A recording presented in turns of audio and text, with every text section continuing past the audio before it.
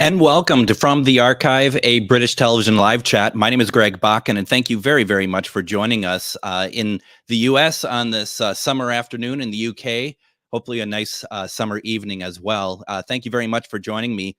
Today, we are going to be talking about Doomwatch, and this is something that I am super excited to have on our guest today to talk about Doomwatch. One of the things I like to do when I do these, is not just extemporaneously speak about a program, but also to be able to bring friends on who are extraordinarily knowledgeable, much more so than I ever could be, so I can learn about it as much as other people. And also, folks, please don't forget that this is an extremely interactive live stream, meaning that if you have a question, as long as everything is as usual, polite and nice and whatever else, ask a question. I'll put it on screen. For example, Mr. Ian, good to see you. So, it looks just like that. So please take part. One thing I'm going to warn you all about, because I've been rushing around a little bit, I noticed that I'm still on Wi-Fi. Even though I plugged in my computer, I didn't switch it over. So hopefully that doesn't mean any mistakes or anything, but I do want to let you all know that that's happening. So I'm a little bummed that I let that go. There's so much that we got done prior to getting this thing out there. And then, of course, the main thing is the connection. So that's awesome, as you can imagine.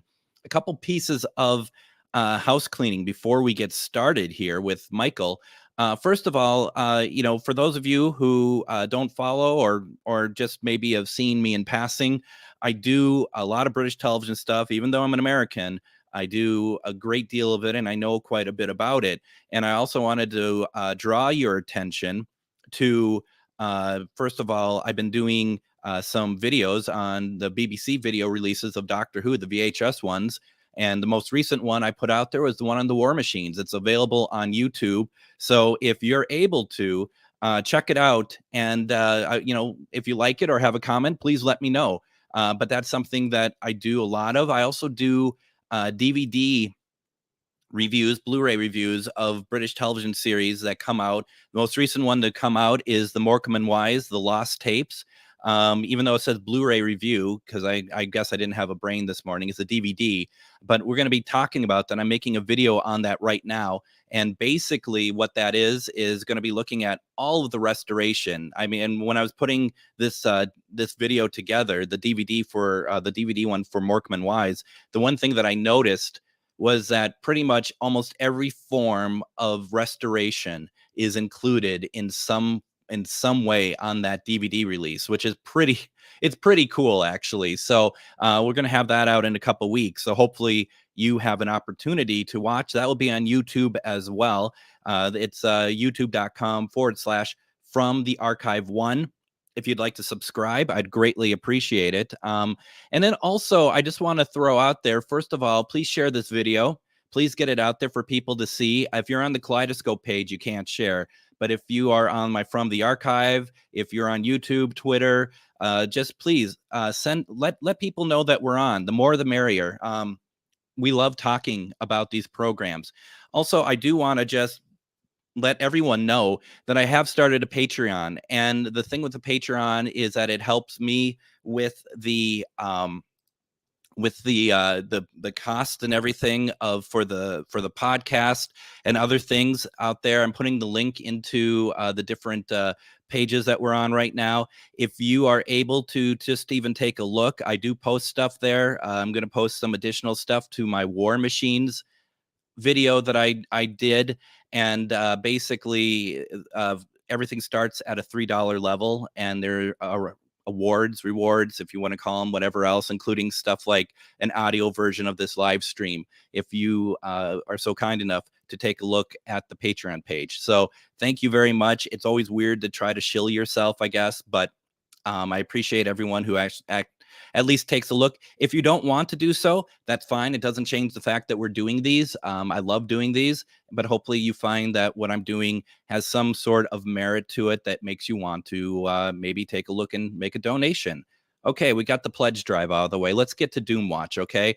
Today, I am very, very happy to bring on as my guest to talk about Doomwatch, Mr. Michael Seeley.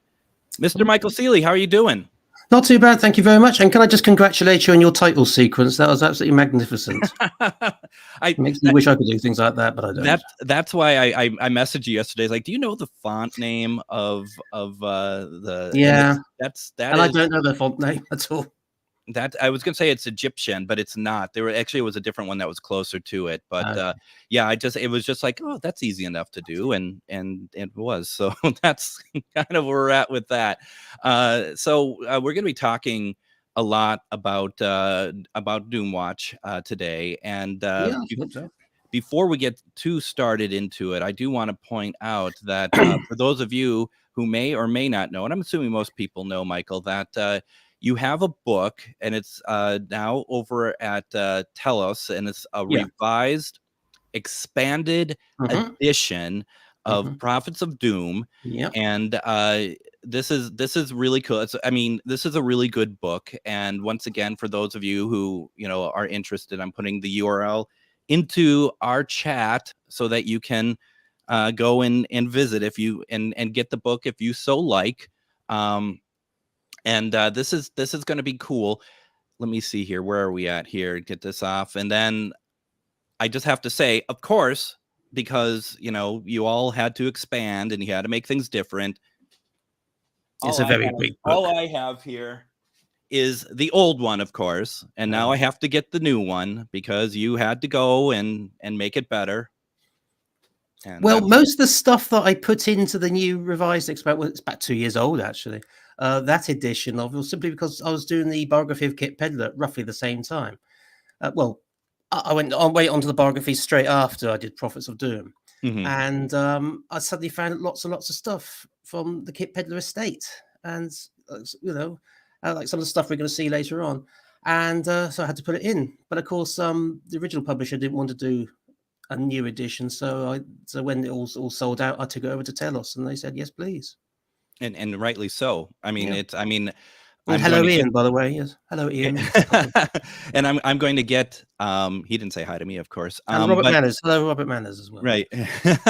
And it is. I mean, it's a very good book. And I'm going to have to get the updated one just because I feel like it's very necessary. Now, I do want to point out. Richard here says that he's born and bred in UK.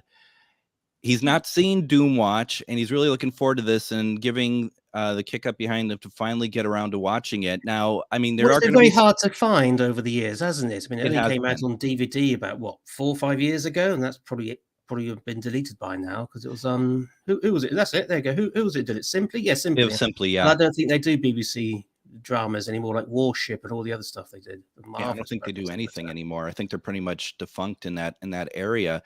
But I do want to just warn that we're going to be talking very freely about the program today. So there's going to be stuff that if you don't want to know what happens in episodes and stuff. Spoilers. We're going to do spoilers, I'm afraid. There will be definitely some. We're going to show some clips. Got a lot of clips to show. A lot of this and that. So yeah, let's get started. First of all, because you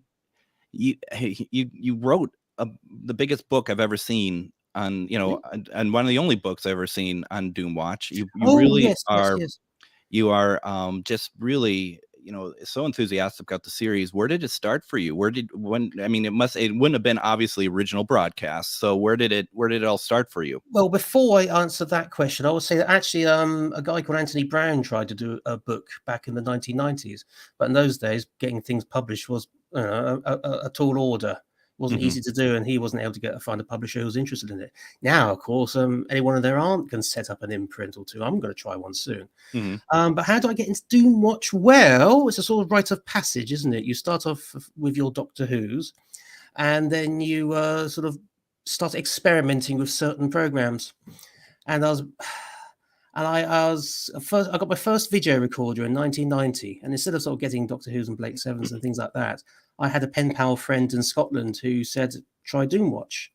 And he sent me an article from Fantasy Zone, which was a very short-lived magazine at the time, only a couple of issues. And there's an Andrew Pixley article on the series, which he later expanded for Time Screen, if anyone remembers those Time Screen. And I was reading about the Plastic Eaters, the one with the plane crash, on a plane, which and the plane was falling apart in this article. And I was sort of looking around going, okay. But So I thought, yes, give this show a run. I've heard about it, obviously, because Doctor Who fans will go on about Kit Pedler, Jerry Davis, who are the creators of Doomwatch. And so when I finally sent this guy an E240, a 4-hour videotape, he sent back the first 4 episodes of Doomwatch, which were barely watchable. They were sort of fuzzy black and white, bits of color flickering in and out, the picture jumping up and down, and I was hooked after about 5 minutes. Absolutely hooked. I just thought it was where have you been all my life? It was that sort of thing. I liked it. It's often called an environmental program. It's not ecological. It wasn't really. It was about runaway science and checking out on runaway science and seeing how, because back then it was like science and technology was going to revolutionize our lives. And Doomwatch was asking, but will it? What's the side effects? The old expression, there's no brass, there's brass without, what's that expression now? Muck and brass. Well, anyway, it was that sort of thing about the story has just absolutely absorbed me. So the idea of drugs and chocolates making you want to smoke, or certain noise pollution. It's interesting, people. And I'm actually hooked on the show. And it's just interesting because the show is something that isn't like it's not outlandish. I mean, it's there is at least I mean throughout the whole thing is based on something that you could kind of hang your hat on. Yeah. Not fantastical, I would think. I mean I love, and we talked about this the other time, was that I really love the whole not trusting the ministry side of it, which wasn't a bit wasn't continually part of it. But when you and I talked about that, what I really liked was I liked your answer to that. I mean, I liked the idea, and I don't know if you remembered what you said, but we talked a little bit about why I thought the John Barron minister character was so good, and never knew, but there was a reason why it couldn't really continue on completely in that vein. I can't remember the answer I gave you, actually. Well, I mean, and I put you on the spot there, and I apologize. But the thing about it was that there was an evolution between how the Department of Doomwatch was perceived. Yes. How the minister couldn't be the enemy every week. No, that would be ludicrous. If he was always backing some project that was going to kill people or go wrong, that would make the minister look stupid. Mm-hmm. And so we only saw the minister of that one, that first one in Plastic Eaters. He was the Minister of National Security. Yeah. We saw him in that one episode. Then we hear references to ministers, but Doomwatch as a department was often seconded to other governmental departments, like the Ministry of Health. And then there was a new minister in the Battery People, who David Davis, I think, played him. And then when John Barron came back in the second series, he's a totally different character. It's the same actor, but he's a different character. Mm. And I think if you looked at the original script for Plastic Eaters, his surname is Holroyd, but he's never mentioned on the TV screen. And then when he's brought back in the third series, John Barron, he's called Holroyd, but he has a different first name. I suppose the idea is they're like twin brothers who just happen to be in the same government. But no, you can't have the minister's enemies all the time. Then there's some stories like Tomorrow the Rat, where the minister's right on your side. Do what you need to do. The cabinet decision will come later. Do what you have to do to save lives. Yeah. So no. Yeah. And in the third series, there's a few episodes where John Barron is saying, I know what's going on, but I can't tell you, Quist. You need to find out. So you go find out, and then you can stop, and then you can bring the issue to my attention, and I can then try and raise an issue and stop it. The episode Flood is what I'm thinking of. It's like guess. You can guess, and if you are right, you'll know if you're right. It's pretty crazy. Jonathan, yes, of course I will. So there you go. So you got that. Hopefully, Jonathan doesn't live like in Australia or something. In London, I think, don't you, Jonathan? So happy birthday, Jonathan, by the way. Yes. Oh, very happy birthday. Yes, absolutely. And then Ian just wanted to let us know Simply's last TV release was Mole Flanders. So yeah. And Robert Manners says, where there's muck, there's brass. That's me panicking. I don't often do these sort of things, you see. Where there's muck, there's brass. Well, I mean, you're brass and I'm muck. I mean, what can you say? I mean, he's absolutely right. You're absolutely right as well. So, I think the whole idea of, I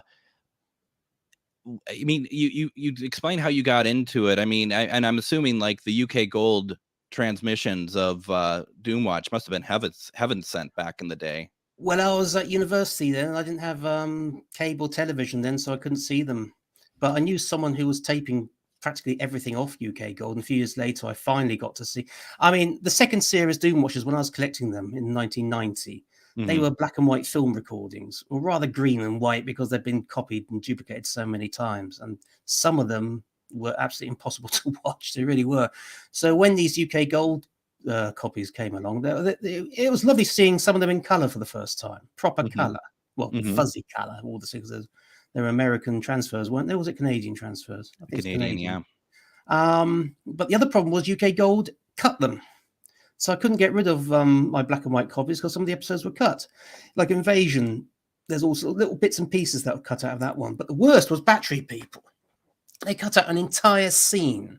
There was nothing offensive about the scene at all. It wasn't like chicken having their feet clipped off, or the cockfight that you see in that episode. It was Quist and the minister here, and Quist confronting the colonel over his practices in the factory farm. And they cut it, that whole scene. And to be honest with you, you don't really notice it if you don't know it's there. And then you get the final scene with big confrontation at the end, and they all live happily ever after. But it's that annoying thing, you know. You think, oh great, color episodes, oh they've been cut, or you think, oh great, they're going to be really good copies. Now they've been cut. So Yeah, didn't happen to all of them, thank heavens, but some of them were. No, and yeah, I mean, and just due to ads and whatnot from UK Gold, because my collection was from UK Gold from one of the broadcasts, and I mean, I don't think I've seen them as uncut as they are since the DVD release came out. That was about it. And you know, the unfortunate thing about all that, and I'm not trying to be difficult or anything about the DVD release, but you know, I just wish that there was a little bit more that could have been done with the release. Where's Ridge? What's that? Where's Ridge on the cover? Well, yeah, right. Well, there's that. I mean, but also just the fact that you don't even know what's on each disc. You know, it's just like I'm just happy that it tells us that that you know which the disc number is. I mean, that almost seemed like a luxury for this thing. I don't understand that at all. I had nothing to do with the DVD release. No one approached me or anything like that. So I would have been quite happy to have helped out. But I'm just glad it was done. Yeah, at last. I mean, there's on these wish lists you see around the internet of what programs you like to see, and Doomwatch is often the top 5. And so it's nice to have sort of good as copy as you likely ever to get, you know. Right. You know, the one thing that I thought was really interesting when you and I talked last was, which I didn't know about, was the idea of a series that was sort of like this before, going back, the R3 Ministry of Research number 3. Yeah. And I meant to look that up, and I hadn't had the opportunity to do so. But I'm trying to remember if you had seen any of it or not. We talked about it. I just don't remember, Michael. Nothing exists except nothing at all exists. I think a bit of a title sequence somewhere. Kaleidoscope will know, because I had to look at it recently, because I've been researching that over the years. And they often say it's a forerunner to Doomwatch, but it's ministry research, scientists in a very positive light, because the BBC just did not want to criticize scientists in case they lose all their contacts with their science programs. Aubrey Singer, he was in charge, I think, of documentaries, current affairs, and this is going for the top of my head here. And he was very adamant that if we could do a show like this, scientists must be shown in a very positive way. They were going to do an episode about the treatment of animals and research, and the head of the department said, nope, we're not going there in that series. So the first series was really about this ministry research unit and the problems scientists face in the day-to-day life, their dilemmas, things like that. Whereas the second series was more like a troubleshooting outfit, helping people with design work. Quite exciting episodes, and when things go wrong. But it's not a sort of Doomwatchy. There's a few episodes with sort of Doomwatchy themes. Like there's one about, and this is all I know about the episode, Oliver Reed. He's one of the R3 troubleshooters. He goes down to a seaside town to investigate pollution on the seashore. That's what I know about that episode. That's the only one that sounds similar to a Doomwatch. So, but oh no, not a single episode exists. But I'm hoping to do a sort of a small book on the series, and sort of print out some storylines, so to give us a flavour of what the show might have been. I think it was very unlike Doomwatch. It would have been very, very positive, God Save the Queen type Sure, yeah. scientific No, show. that makes sense. Now, what is it about Doomwatch though that grabbed your attention right away? I just don't. I can't honestly answer that one. It's just one of those. It's like falling in love, really, isn't it? You just don't know. You're right. I don't know I what think that's I like. liked Quist. I liked the way Quist was behaving. I like the urgency of the program. Um, I think by the time I sort of got to the end of Plastic Eaters, thinking, knowing that not every episode was going to be that exciting and nail biting, then we got Tomorrow the Rat, which is the next one that survives. What I liked about Doomwatch was it was a scientific detective show in the beginning. You'd have an effect, and it was their job to find the cause, and more importantly, the reason why it was happening. And so you get your red herrings at the beginning. So here's someone is ill. Oh, it must be yellow fever. But then when you investigate it, it's not yellow fever. And then you discover that there's a scientist who's trying to alter the genetic inheritance of the fruit fly and prevent the spread of I can't remember exactly what it's trying to do. So they don't use pesticides in an orchard and a health farm. Unfortunately, he's got it wrong because he's a sloppy scientist with a lack of attention for detail, and it becomes a killer. And so you got sort of things like that. That's what really drew me in. Plus, I like the characters. I like Ridge. Now, of course, Ridge these days, he'd probably be sent to HR within about 5 seconds of walking into an office. But that aside, I did like his passion. And he was that sort of type of character who wanted to get things done. But he was not as patient as, say, Quist, who's the older character, and not as idealistic and perhaps emotionless like Toby Wren was supposed to be in the first series. Toby Wren was the dispassionate one. He would say, well, give me the facts first before I make a judgment, whereas Ridge tended to sort of jump in with both feet and make an emotional judgment. And that's what made him such an attractive character. And he was also the heavy in some areas too. Yes, he was. Oh, yes, he wasn't afraid to thump people. He thumped Yeah. Morris Reeves in Devil's Sweets, for example. He got angry because he thought the Doomwatch secretary had died from something that he was he instigated. So, hello, Julian. Yeah, good to see Julian on here. And Facebook user. That's Nick. That's my friend Nick. All right, hello, Nick. Yeah. So then that's what drew me in, really. I suppose what drew in the audience as well at the time. Yeah. Yeah, no, it's really interesting too, that putting the clips together today that we're going to be showing to people, it was a real interesting look at how many facets this series actually does have, because folks, we're going to be showing some clips here in a little bit, and these were picked by Michael. He suggested these, and it's a real good look at how different what different things happen in this series, and the emotion in the performances and in the scripts themselves and what they tackle. I think that this is it really shows the series well. And also the fact that, I'm not going to say something like all 3 series were distinctly different, because that's not the case. It's not like Survivors, which I think is very different each series, but they each have their own tone to them. Yes, without a doubt. The first series is the most authentic, obviously, because Kit and Jerry they wrote all the storylines for the series, as well as just 3 episodes, and the other writers wrote to Kit and Jerry's storyline, and they were allowed leeway at times. Sometimes it went right, sometimes it went wrong, and they had a few casualties, which upset some of the writers involved, sadly. And Ian McLaughlin mentioned his best episode was Cause of Death. Now, we said he was going to mention that one, didn't we? Yep. Because Ian, you often mention that's your favorite episode because it made you think about the subject. The whole point of that episode was the right to die. Do we have the right to choose our own the way we die? It's the original idea of the story was about euthanasia, but this clinic where people were dying, they weren't being euthanized. They just did not want treatment anymore. They wanted the right to say, that's it, I've had enough. And the episode was about that dilemma. And of course, as it was illegal, the medical profession have to prolong life for as long as possible. They can't just say, no, okay, if you want to go, you go, and we'll just help you go on your way. There's a fantastic, and then the script survives. I wish I could publish it. I really do. I could publish some of the other ones a few years back, because it's an absolutely brilliant script, absolutely brilliant episode. Quist is only in 1 scene. Oh, wow. And Ridge is in it all the way through, but he's such a different Ridge to the one we knew before. He says he practically given up on the Doomwatch ideal.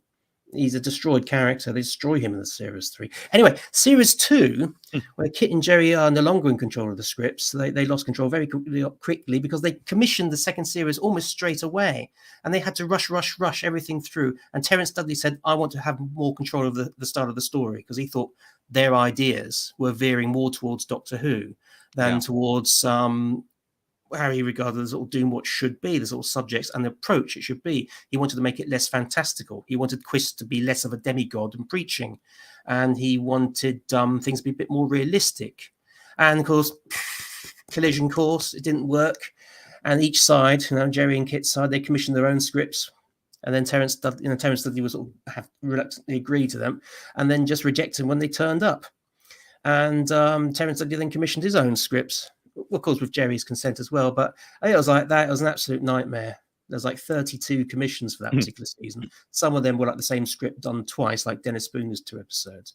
Yeah. And my word, you can tell when you watch the series, there's such a conflict of styles going on. That first episode, You'll Kill Toby Wren, that's Terence Dudley's script. And he's basically saying, this is the direction I want Doomwatch to go in. And then a few weeks later, you get an episode by Kit and Jerry, which is going back to the first series style, where there's conflict between Quist and Ridge. So that's a very uneven season, sadly, and that's the one that's everything survives of that one. So I'm still very glad to see that one. That's Red Sky. And the third series is total Terence Dudley control, and it's much more conventional storytelling, much more conventional ideas. I'm not going to say boring, though some of the episodes are a bit dull, like Deadly Dangerous Tomorrow. Starts off a very interesting visual of people dying from malaria in St. James Park near Buckingham Palace. But the episode, instead of having some sort of climax, it's just like Ridge being told that his ideas are wrong. He's being destroyed again. And it's sad. So, and also I might add that some of the episodes, Doomwatch is more like commentating in the background, whilst the police are solving the plot. And that's not Doomwatch. No. And you're right, though. I never really thought about it, but you're right. Ridge got it destroyed him. The series overall, it just kind of really chipped away at him throughout the whole series. But at Ridge? Yeah.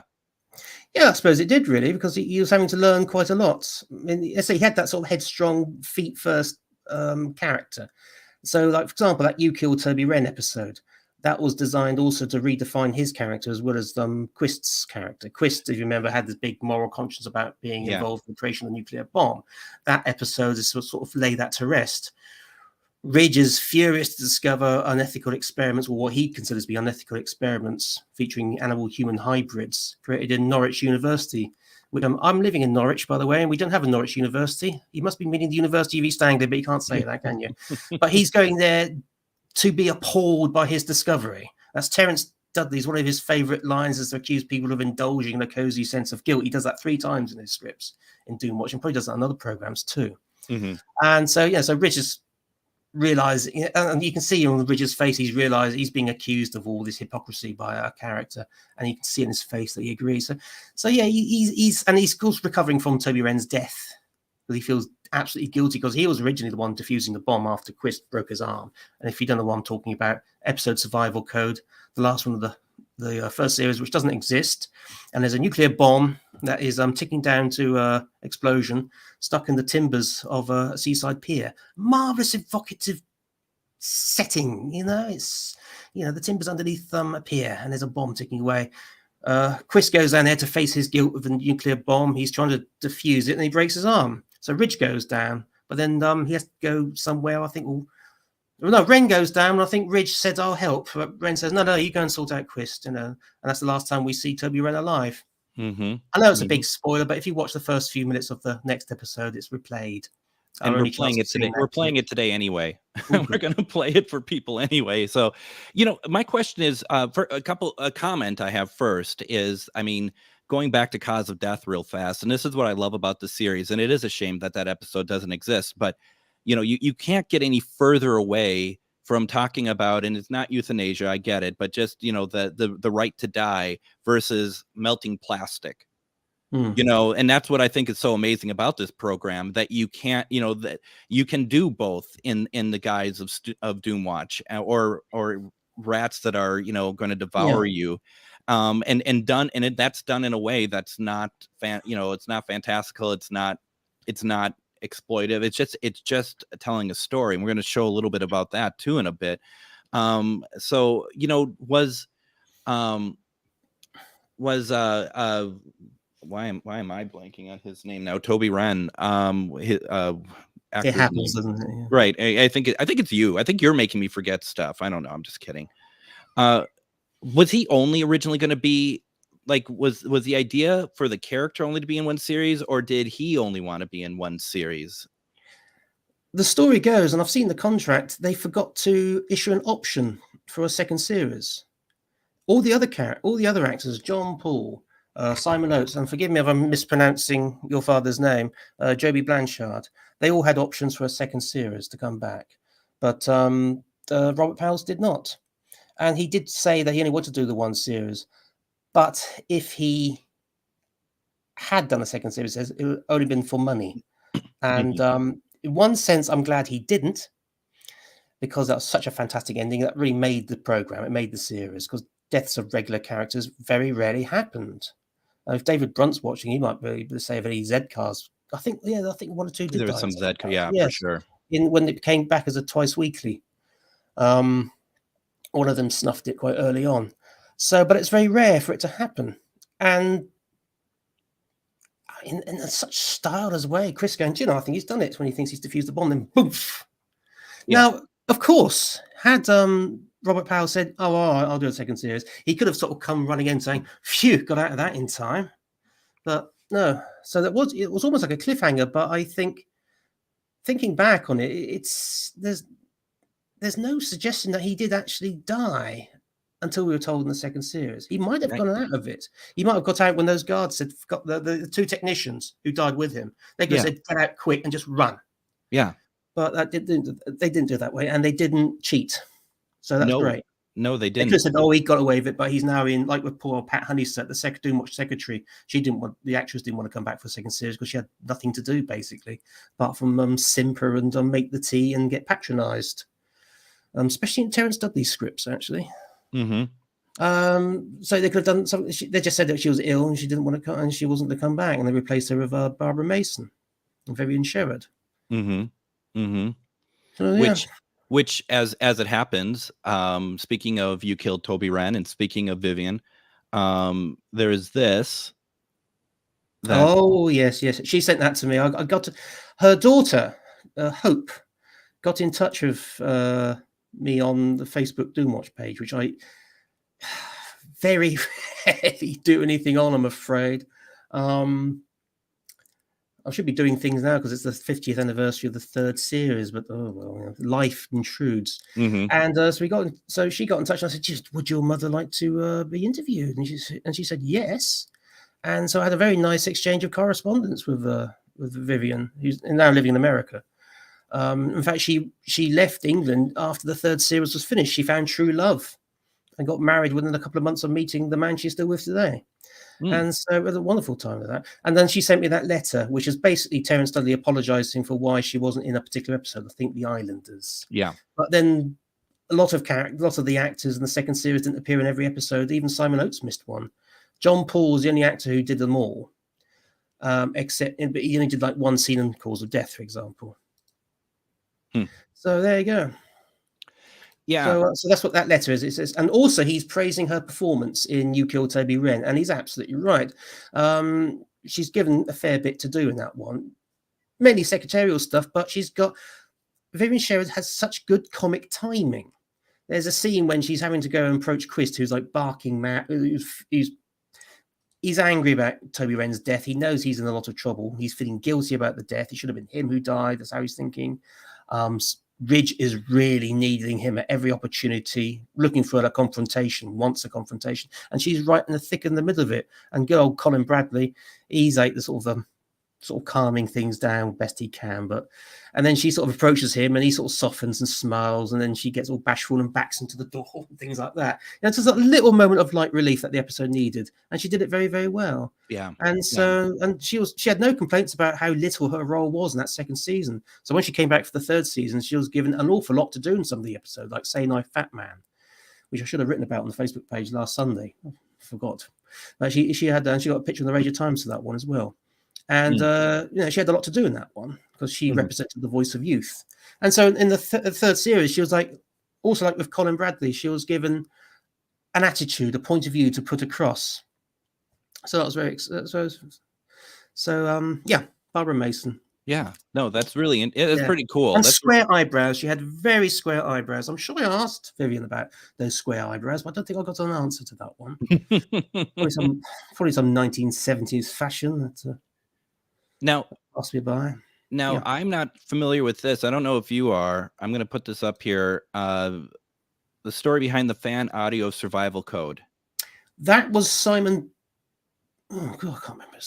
I've forgotten his name. Simon Burdett. Sorry, what's his name? That'd be Scott, right? You're thinking Scott Burdett. Sorry, but good God, Yeah. It wasn't for him. I wouldn't have been doing my Doomwatch books.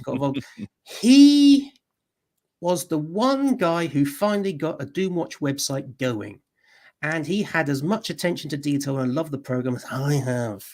And no detail was too small for him. There's other people who've tried in the past to set up websites, but of course these things take time. They're difficult. And there was one website, bless your heart, whoever you did it. He was setting it up. I thought, oh, good, this will be good. Hopefully he does the missing episode scripts, all storylines and things, which I really wanted to know. And I must talk about that in a little while. And unfortunately, he just wouldn't update. Every time I went on to the site and you look at the updates page, it's like, updated the updates. Oh, okay. But then suddenly I found Scott Burdett's site, and it was amazing, the attention to detail he went to the storylines. And he wanted someone to help him storyline and do what he called meaty reviews, not like 3-line jobs. And try and stop me. I sent in a sort of message on his forum. I call it bait. I just had this sort of nicely reasoned 3-paragraph thing. That was me saying, come to me, and he did the next day. And a year later, I started to do the books, which there's other people as well. There's these nice people who, one guy went to the BFI in London and he got all the details recorded in the PSABs, like the incidental music and actor and all sorts of little details. So some people did that. Anyway, to cut a long story extremely short, I had nothing to do with the, I'm no actor. He wanted to do survival code as an audio, and got a few people in to do the voices, and that's what I can say about it, really, Jonathan. Sorry.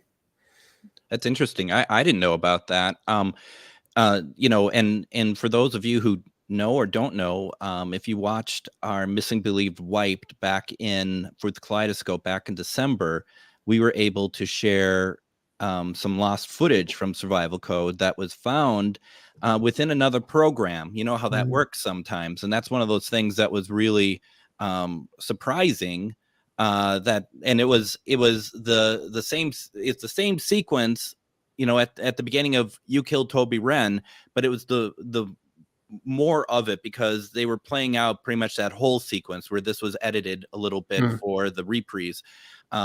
But it was, and as you and I were talking beforehand, I can't remember the name of the band that was, they would cut back to, they hooked up this group of like 4 guys to one of those like EKG machines or something that monitors your stress while watching it. Yeah. Thank you. And that's what they were doing. They were monitoring the stress of people when they're watching television. And for these people, it was the ending of Survival Code.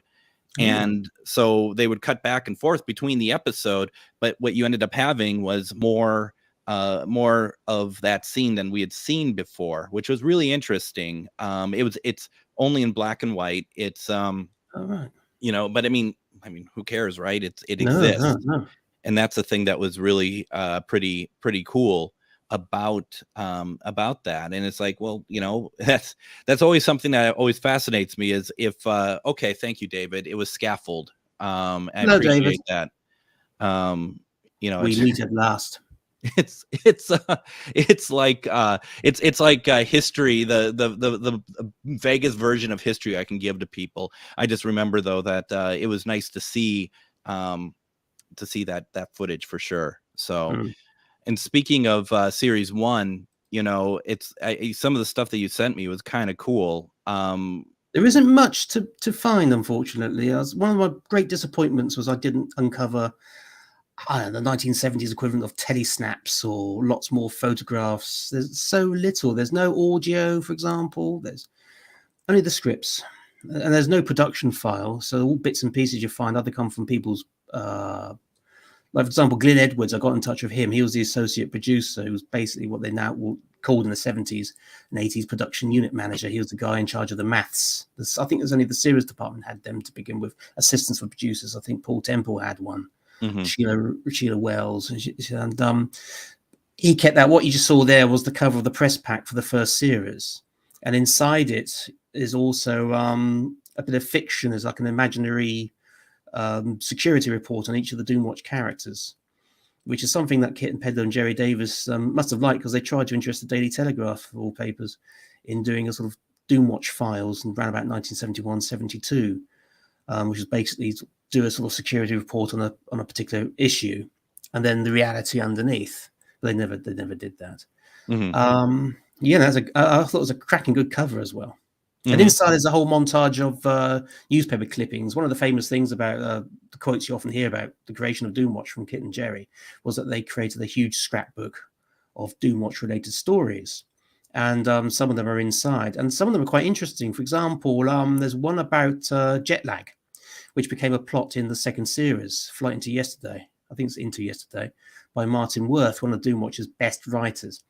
But I think that was written long after Kit and Jerry had parted from the program. And do you know what? A lot of the plot came from a newspaper story, I think. Imagining what would happen if you could brainwash someone who had jet lag, which is part of the plot of the episode.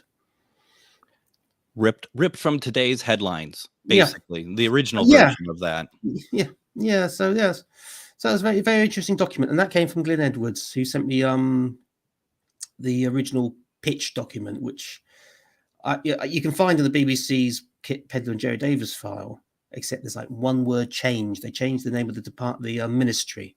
Originally, they wanted Doomwatch to be part of the Ministry of Defence, but I think the BBC just did not want people to think these things were real, because there's all these stuff going on with the Play for Today's worrying. Are we watching a drama or are we watching a documentary? Well, I don't think you can watch Doomwatch. I think, is this a documentary? Even if James Burke and Michael Aspel are in it, who's going to think that?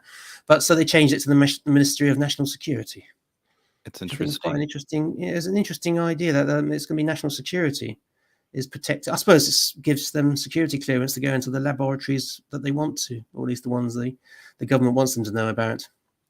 It's just a shame that those production files are gone. That would have been really interesting. Oh, tell me about you're like, you're telling me. Yeah, tell me about it. I mean, locations. You can see a few audience research reports. I mean, all the setting up of the filming, the title sequences, any argy-bargy, that sort of thing. But some of the writers' files are quite brimming, and the only one is Roger Park's episode Without the Bomb, third series. You can see the formation of that script from initial idea to the thanks for the all second revision, blah, blah, blah. Incidentally, I directed Fire and Brimstone yesterday. It came out wonderfully. All that wonderful stuff you can get from these things. Only that one had it. And an episode that was never made called The Pacifiers, written by Jan Reed. Again, it's from beginning to rejection. It's all there. And but that's it. That's it, really. But again, you can get, for example, writer Tony Williamson. He's an ITC man, isn't he? Tony Williamson wrote all sorts of things. He had a rough old time trying to get his script accepted. Terrence Dudley didn't like it. It was a Jerry Davis inspired one for the second series. And Terrence Dudley said, no, we're not doing it. And there's an also angry exchange from agents saying, oh, here we go again. Writer delivers a storyline. Terrence Dudley agrees to it. Script arrives. Terrence Dudley does not like it and rejects it, And so you find all this sort of interesting stuff in these writers' files. It's not all bad gloom with Dudley, though. I mean, I've got a lot of time for him, actually. I think he's a misjudged producer. And I hate the thought of him just being stuck, just known as writing a few humdrum Doctor Who scripts. Right. No. And That's how he seems to be remembered these days. Oh, and being a producer who annoyed his talent, as we would probably say these days. Sad, really, but there you go. well, then you got this. Oh, yeah, TV Times, that was. I can't remember what program it's promoting, but there's Kit Pedler with his family, except for Mark, the peddler, the eldest son. He's not there. He's in London selling antiques or something. And next to him on the right, that's Una, his wife. And there's Carol, Justin, and Lucy, and I think that's Carol's husband, whose name I can't, Topolsky, whose first name I can't quite recall. But I thought it'd be nice to see old Kit Pedler, or Dr. Doom, as he's called in that thing. Yeah. But by the time in the 70s, this is why I wanted to write his biography, because I was getting fed up. When you read about Kit Pedler, it's just basically, born in 1930, whatever it is, became a doctor, did some work on the eye, created the Cybermen, Doomwatch, then died. And forgetting that from, say, Doomwatch launched him into the national stage, he was suddenly a talking head. For the Doomwatch issues, he was asked to appear on the news, he was asked to appear on documentaries, on programs, all sorts of things, on radio especially. He'd be there to comment on, I don't know, it's like mercury being found in tuna and things like that. He captured people's imaginations, and they took his warnings quite seriously. But all he was, as usual, it's Doctor Who, sort of grabs people, doesn't it? Which I'm a fan, but I'm guilty of it too. But we spoke about this. It's the moon base, that scene in the moon base where the Cybermen puncture the dome and all the air goes rushing out. And people sort of going, ha, ha, ha, ha, no, that doesn't happen. And then, of course, they're trying to block it up with a coat and a plastic tray. And I'm sure what Kit and Jerry thought was, let's have a good puncture scene. Let's have the air rushing out and stuff like that. Then we can show the difference of pressures and whatnot. And unfortunately, that's always brought up. Is, he's a scientist. What does he, he should know everything because he's a scientist, well, he's a biologist, actually, who specializes in the retina, But that really annoyed me because in the 70s he was doing so much. He's campaigning against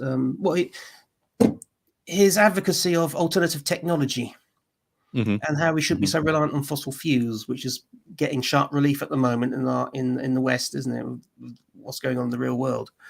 All that was being forgotten, overlooked, and the more I was digging into it, thanks to doing Scott Burditt's website and having the excuse to look into these things, knowing there was going to be somewhere to put it in. He's just absolutely fascinating man. I mean, I read this book. Come here, you.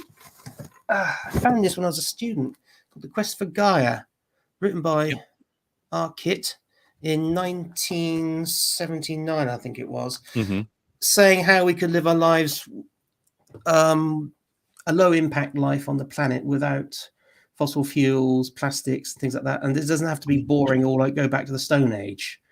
The book begins. It's quite hard going to begin with, but then what he does, he'll take things like the washing machine or the cooker, and he breaks it down and explains how it all works and how we're being conned into thinking, well, a cooker cooks, but what's the bet? Why do we have to spend, let's say, £1,000 on a cooker when a 50 quid cooker does exactly the same thing, heats food, and that was absolutely absorbing stuff.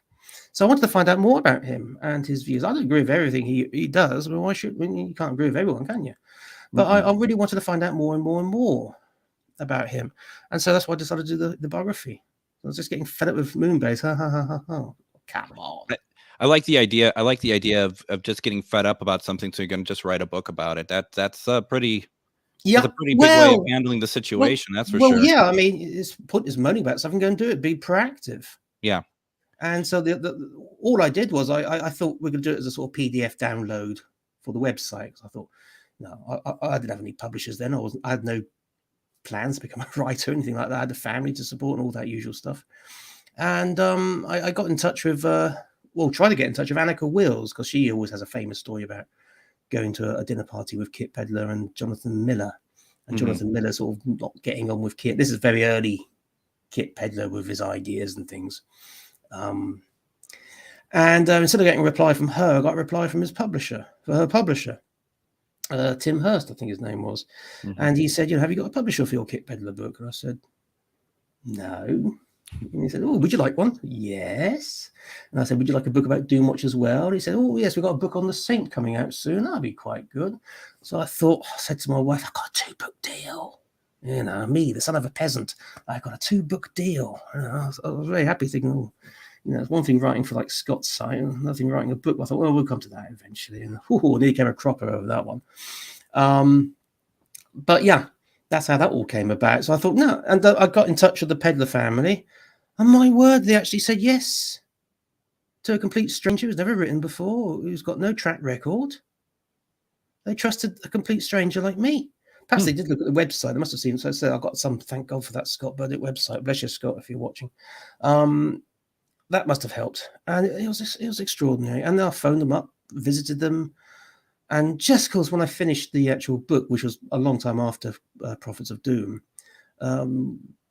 Lucy Pedler said, "Would you like to come up and visit me in Bristol? I've got a box of my father's writings." And I thought, okay, it's bound to be like the last few years. But also, it was nice to say hello to Lucy and thank you for you trusting me to write about your dad. I mean, that's what you got to think about. It's their dad I'm writing about. So I went up there and I went through this box and I found a script. I found those Doomwatch storylines. Do you want to put one up now? Oh, which the one? Iron Doctor. Iron Doctor. Give me 1 second here. Here you go. There we go. Now that's the cover of a storyline that Kit Pedler and Jerry Davis wrote for the first series, the Iron Doctor. Now, of course, those of you who know your Doomwatch will know that the Iron Doctor, in actual fact, was the sixth episode of the second series, but it was the first one to be made for that season. Oh, season! I said season. Oh, so American. So all they did was they'd write a storyline. That was quite an involved storyline, and a lot of the stuff they wrote in it did not appear in the final program. There's a very strong racial element in the episode, which is why one doctor wouldn't listen to a junior doctor because he was racist. That bit got dropped, but that came from the box of delights, as I call it. But the thing is, I'm afraid this is Doctor Who again. But the bit that really sort of made me sort of had to be scraped off the ceiling was the script to 10th Planet Episode 4, which Doctor Who fans will know as the one where William Hartnell turns into Patrick Troughton. And I looked for the script and thought, God, this is Episode 4. And I sort of thought, go to the end. They must have lost pages. There's some dialogue by one of the characters.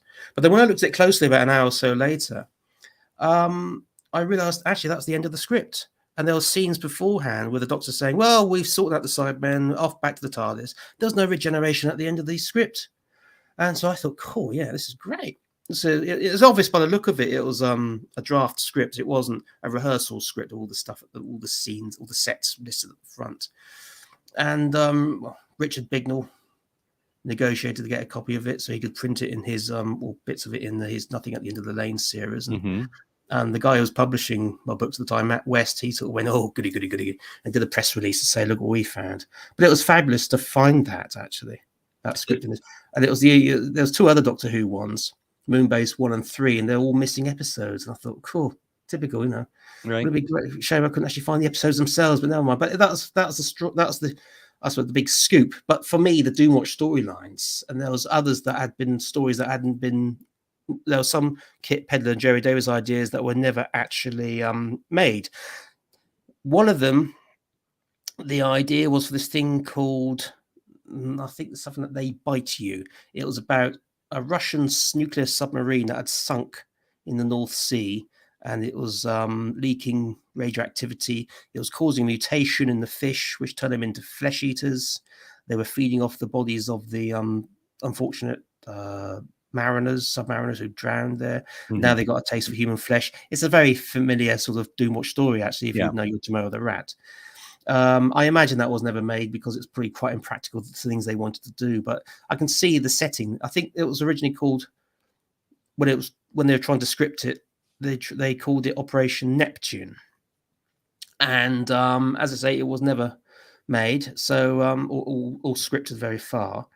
And so they had to choose one of their storylines to adapt for their second script. And they chose a storyline called The Flames of Hell, which is about noise pollution, which became The Red Sky. So to replace the Flames of Hell storyline, they came up with the Iron Doctor, which is what you've just seen. And I've linked that rather cleverly back to the Iron Doctor there, I thought. Yeah.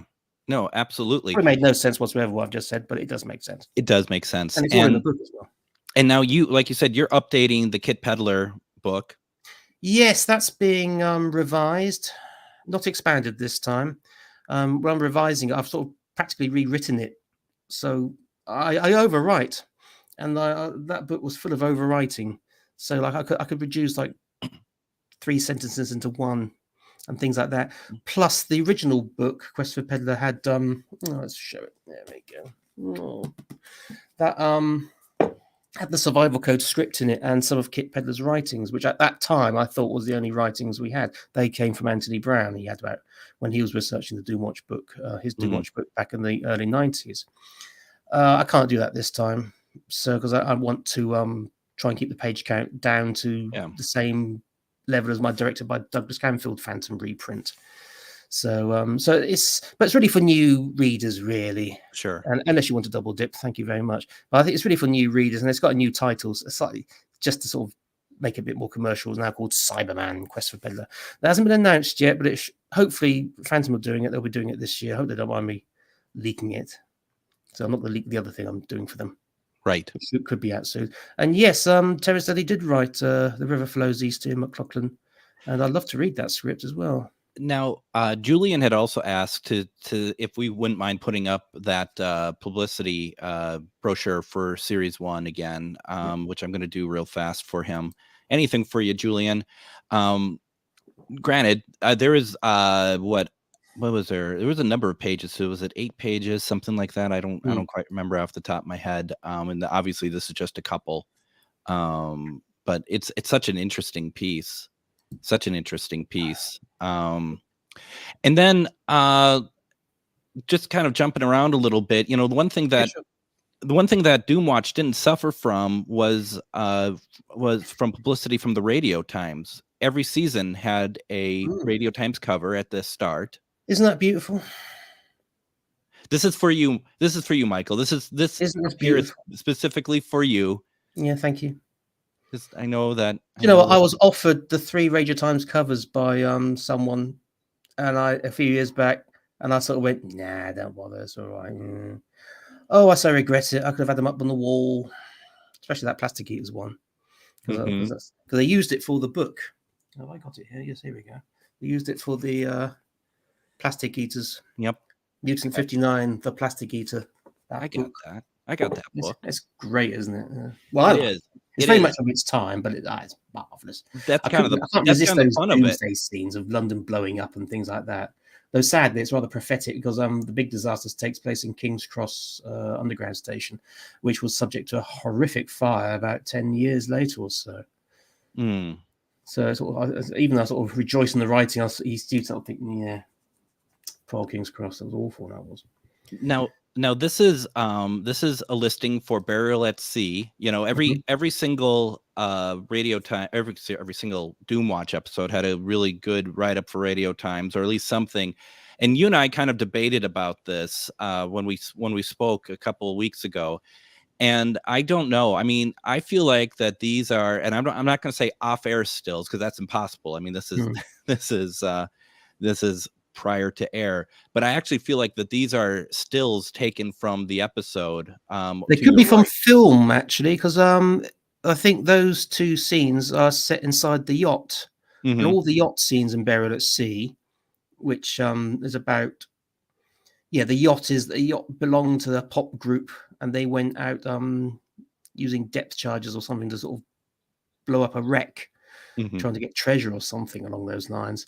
Unfortunately, they disturbed a burial site of drums containing chemicals and radioactive waste, which nerve gas. That's right, and someone touches the nerve gas and gets into a stupefied state, which the police, of course, think is drugs, and people die as well, or fall overseas. And it's the cause and effect thing of Doomwatch. Here's an effect. What was the cause? So I think that those pictures came from could have been blown up film. You could be right. They could well be frame grabs or film sequence, because Friday's Child had a picture. Yeah. But that's only the one I looked at the other day. It's only just the one this time. Yep. That could have been again from a frame grab from the first film sequence. And I don't think they do that for series 2 and 3. Now, Um, series 2, they did sort of fake news reports. yeah, that's right. For years, the only thing we knew about these episodes was what was gained from the Radio Times, and the Radio Times is so unhelpful. The third series, they just did quotes from the episodes. Yeah. It wouldn't at all surprise me if some of those quotes was Terence Dudley dialogue that he put into the script, actually. I think he did the same thing with Survivors. They just used quotes from the episodes. Mhm. And so for years, we had no idea what episodes like Inquiry was about. You know, was it as dull as The Inquest, which is an inquest?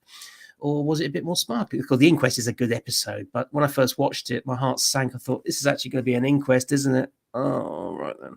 Yeah, it was very good stuff. But it, again, Doomwatch barely featured in it, really. They're on the sides chipping in whilst the Inquest took over the plot. You know. Do you want to see? Should we show some clips? Sure, yeah. Let's take a look at some stuff and let me know if you know we don't have to see all of these. But you know, this is especially this is kind of cool for those who haven't actually seen the show or haven't seen all of them. There's some good pieces, and Michael had picked some of these because they're just dynamic pieces of television, quite frankly. And well, actually, there's some really strong pieces, some strong performances, and others just really show the flexibility of the format to Doomwatch, I think. Yeah. Especially this first one. Let's take a look at the end of Tomorrow the Rat. Take a look at this.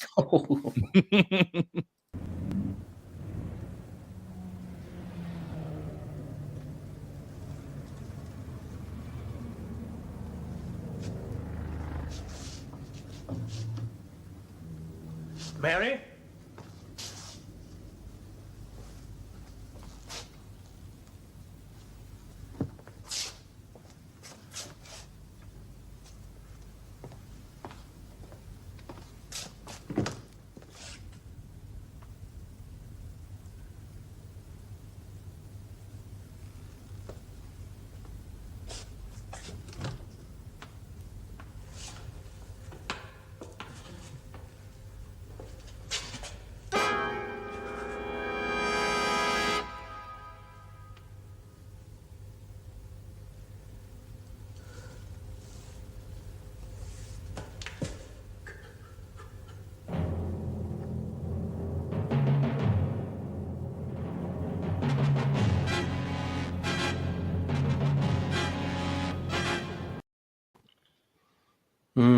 You know, if this was a TV show, there'd be a round of applause at this point, wouldn't there? well, right, the moderate clapping. You know, I like the way actually that they cut when Ridge sort of looks up, and then it cuts into the title sequence or the end credits. Yeah, and you know, I'll be honest with you. I've only seen that once because I didn't like the ending, and what I didn't really like about it before, because I mean, when we saw it originally, it was off of the BBC video that was released back in the day, or was it Revelation, whatever, and the fuzzy definition of the video, I actually thought we saw more of her body. And today was the first time I ever noticed that it's actually really from like kind of the shoulder, torso down. But it's still, I mean, how gruesome for 1970. Yes, it was, and it caused an awful lot of complaints. And then when the BBC discussed it at the program review board, where all the sort of senior executives sort of met, heads of departments met every Wednesday at 9 o'clock to discuss that week's output. They said, well, they thought Doomwatch had gone too far with that episode, because it wasn't just the poor old Mary Bryant being chewed up by her own creations. It was also like half-eaten horse, rats attacking children, or we don't see rats attacking children, but it's nicely implied with a sort of clever bit of cutting. And they said, well, the problem was the guy who wrote it also directed it and also produced it. And there was no one there to tell him, back off. But that's Terence Dudley. I thought, great. He threw himself into Doomwatch, and he understood why Kit Pedler said, if we want to get our message across, because he had a message, and Terence Dudley was a bit allergic to messages. So messages for Western Union. No, it was the other way around. Actually, it was Termination who said that. Anyway, he too, he was enthused with the Doomwatch message, but he didn't want to be too political and too dynamic about it. But he knew that to shock is a good way of putting a message across. So that script was designed to shock. And Terence Dudley had this view that the episode was about rats attacking people, and super intelligent rats too, but they can't deal with it as effectively as they want to because of the Cruel Poisons Act, because they don't want to harm domesticated animals, pets, or so well, only a country that puts animals before children is such a thing allowed. So that's why he sort of made the episode as, I suppose, as brutal, I suppose the wrong word, as shocking as it was. And it did cause a lot of fuss, and they were told tone it down, especially for the next series, for the second series. Yeah, and it's funny because the 2 episodes in between are missing. That for years I thought that was just the second episode of Doomwatch. Yeah. You know, That was paired with the original BBC video release in 1990, Exactly. 1991. Anyone can tell me? Those two were paired up, and they're very two strong episodes. oh god, And then nicely, they went on. They did, instead of going on to the next 2 episodes, Project Sahara and Re-Entry Forbidden, they did Red Sky and You Killed Toby Wren. Yep. Because you got Kip had the Jerry Davis script, and there's a very good one, and you've got what's left of the famous one, Survival Code, at the beginning of You Killed Toby Wren. Mm-hmm. No, And it was wonderful they were released. I remember last week, not last week, your last edition, when you were talking to Jazz Wiseman, you were saying, these shows aren't going to sell well because they aren't remembered well. I think they were remembered because it was only like 20 odd years since the program had finished. And so you had to be like 20, I don't know if you're allowed to stay up, 30 plus to remember Doomwatch. It doesn't mean to say you're going to sort of fork out for just a couple of episodes. You might sort of, if it was on a streaming site, you might think, I remember that, let's watch some. But people I've mentioned it to of a certain age, they remember Doomwatch very well. But it's not to say they're going to sort of rush out and buy a nice big DVD box set of it. But us collectors will, or us fans of archive television will. But the thing about that though is simply, I mean, who would have thought that we could get an entire series or the existing episodes in something smaller than the VHS case? Yeah. And none of us had ever thought that would be a possibility. And I mean, just the idea, I mean, look at our,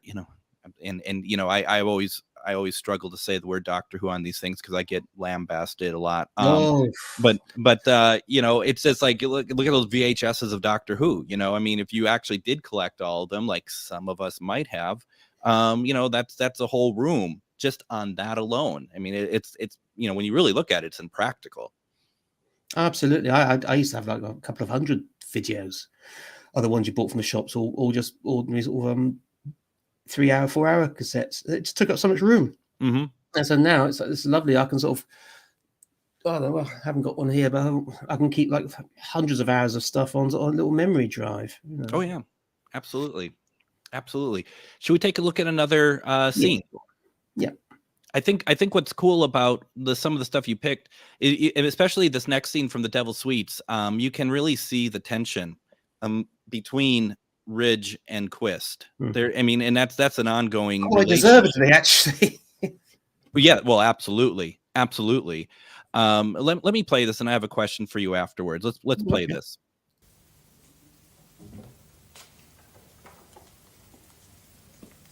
Benson's disappeared completely. Yes, we got shipped and signed evidence. Oh, well, the minister should be satisfied. John. I should have got the drug the first time I came here. John. That was big. I could have broken him down. John, you did break him down. No, I didn't. It was Pat. It was Pat. It was you who told them. You made them believe it. You believed it.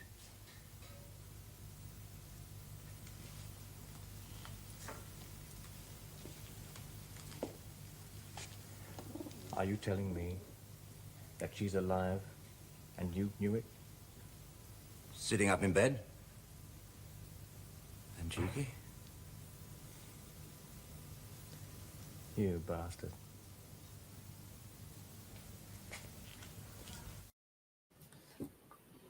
You bastard, Michael. Pleasure. Do you think that Ridge and Quist were friends, or do you just think that maybe Ridge at the most respected him? To begin with, they certainly were not friends. Ridge did respect him, but he wanted more from him, wanted more proactiveness from him. Like in that first episode, Plastic Eaters, there's a scene where Ridge makes him take a decision which is basically illegal. By making him face up to his guilt over the bomb again, of course his wife died of leukemia through experiments and in bomb design and things like that. So friendships probably pushing it. They had a sort of mutual regard for each other. They knew each other's weaknesses. In the third series, you got the impression, because Ridge at the beginning of the third series, he had a complete collapse. Mm-hmm. He tried to blackmail the world with files of anthrax. And but Chris supported him through it afterwards when he was caught and he was recovering from when he realized he was having a breakdown, and he knew you couldn't go back to Doomwatch. He tried to help him, get him jobs and do things like that. But no, I can't say that. I think yeah, they did. Well, no, it was on the outside. I wouldn't say they were friends. There was a respect, but no, I don't think they probably did have a few drinks together.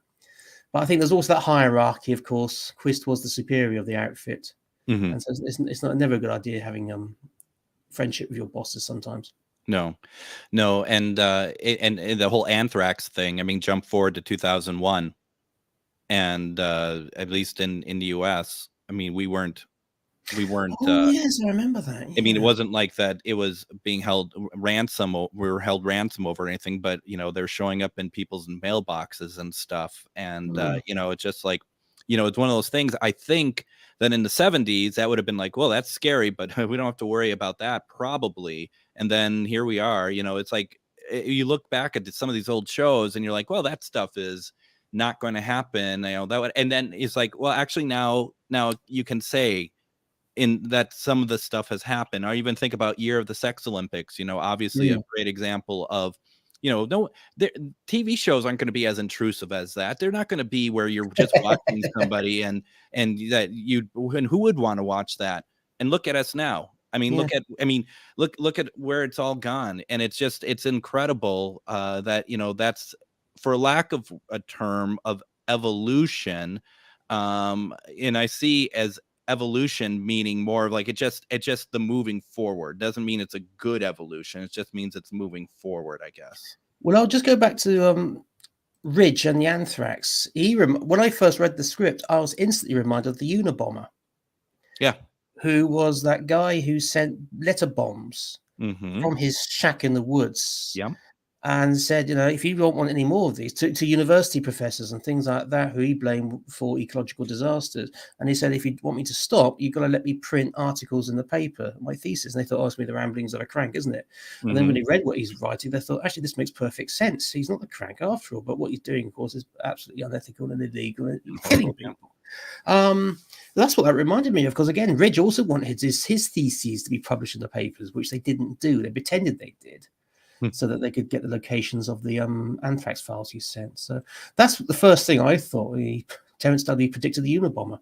Unfortunately, that was supposed to write out Ridge.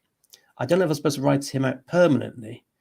If the plan was like that to begin with.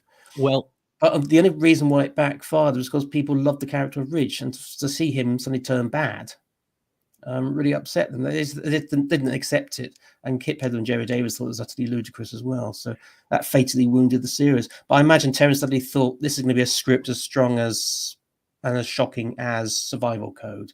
He probably thought what I'm going to do to Ridge is what they did to Toby Wren under the Piers of Beast and Regis, but it didn't work out that way, sadly. Well, and then what you did provide me for the Series 3 Writer's Guide was where they did say that they're going to, Dr. John Ridge also goes when they're talking about the characters. This is because Simon Oates preferred not to do another series. Right. Yeah. But I think the plan, because Waiting for a Knighthood, which is where he appears for the second time, was written quite soon after Fire and Brimstone. Yeah. So, and the ending of Fire and Brimstone, which I did publish in a book called Deadly Dangerous Tomorrow as script books, which featured Martin Worth's missing episodes and Terence Dudley's missing episodes and Ian Curtis's Flood. You'll see at the end of it, he's not dead. He's tried to take his life, but he's still alive, but sort of slipping in and out of consciousness on this hospital bed. And he's saying goodbye, goodbye, goodbye. But then I think they thought, we've got to keep him alive, and they came up with the lead poisoning idea to explain why he was behaving so badly. Shall we answer Ian McLaughlin's question? Yeah, I'm going to put that up there again. I have educated guesswork on the subject as to why some episodes survive and some don't. Yeah. I seem to understand that producers were often given a choice of if they want any of their work to survive in the archives or before they wipe them all. I wouldn't be at all surprised. Terence Dudley said, yes, from the second series, let's keep Public Enemy. That's the only 625 line in the archives of that season, because it had such a strong response from industry. And Prince Charles is some organization of his sent a letter saying, what a wonderful episode. It was a nice balanced episode that showed the conflict between industry and the environmental pollution they cause, and how they and all the dilemmas. It's an interesting episode. It's an episode that Kit Pedler hated, by the way. He had absolutely nothing to do with that one. He thought it was really based on that Ibsen play, not The Government Inspector. What was it called now? Public Enemy. Well, I think it was called Public Enemy, or Enemy of the People. About that guy who says that our water spa is poisoning people, but we can't shut it down because all the tourists will go, then our town will die. It was that sort of plot, and they loved it. So I bet you'll like. And Andrew Osborne, the head of series department, he loved that episode as well. So I bet you that's why that one was selected for survival, and the others weren't. But thankfully, they were all second series. All the second series episodes were sold to Canada, and a handful of first series. I haven't got to the bottom of this, but I think only a handful of first series episodes were sold to Canada, and I think Australia, starting with Tomorrow the Rat. And I think the other 525 line episode that came back, like Train or D-Train, they must have been sent to Canada as well. And also, the reason why Waiting for a Knighthood survives is probably the same reason. Terence Dudley was very proud of that episode, because it was about lead in petrol and why it was not a good thing. And that was a very contentious issue at the time. There's a series called a Sunday afternoon BBC One series called Controversy, where a scientist would put forward a very controversial point of view and then face a panel of his peers telling him why he was absolutely wrong. You had people like who were promoted race theory, genetics, for example, as one of the controversies. But one of the controversies was, should we ban lead in petrol? Which sounds like a strange thing to be so controversial, but it was.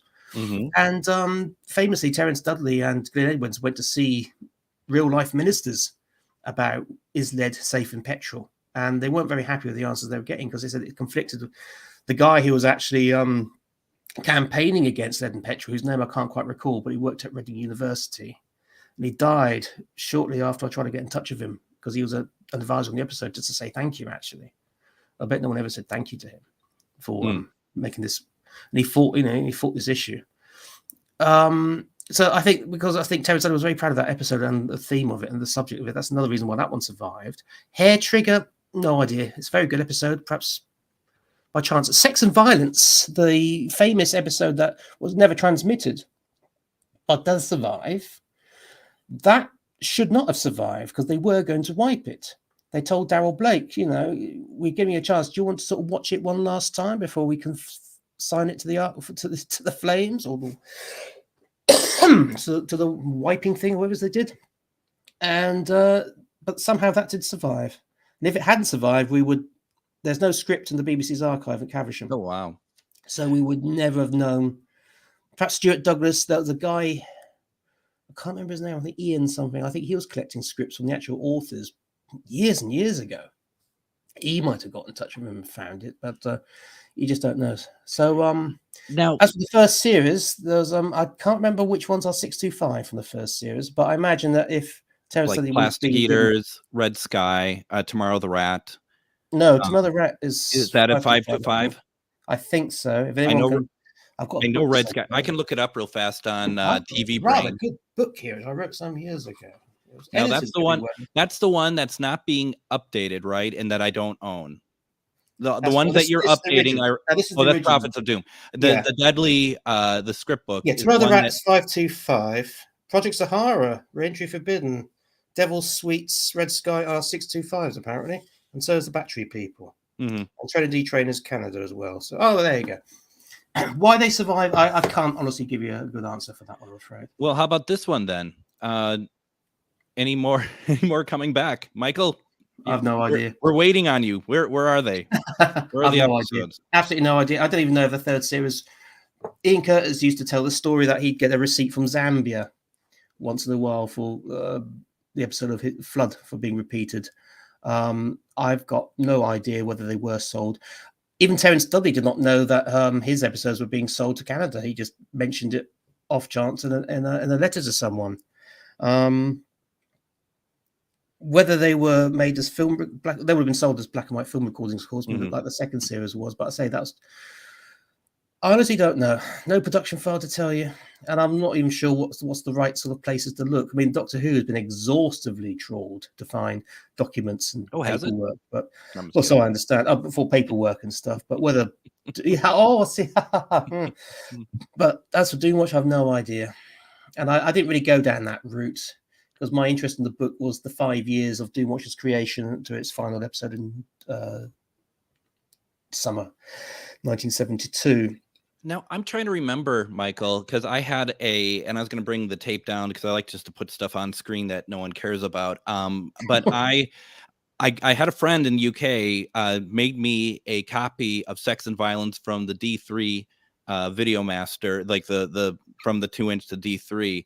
And at the end of the episode, there is one of the scenes is played again, and I'm trying to remember. It's a take. It's a take of it. I'm trying to remember. I know what you mean. Yeah. Well, I don't remember if it was used in the episode or if it was a different take, but it wasn't like just cut in front. I mean, you could hear them like action sort of thing, and kind of get things moving. And I was, it's one of those things that's sad that didn't make it onto the DVD because why not? Why? I mean, it's just a little curious.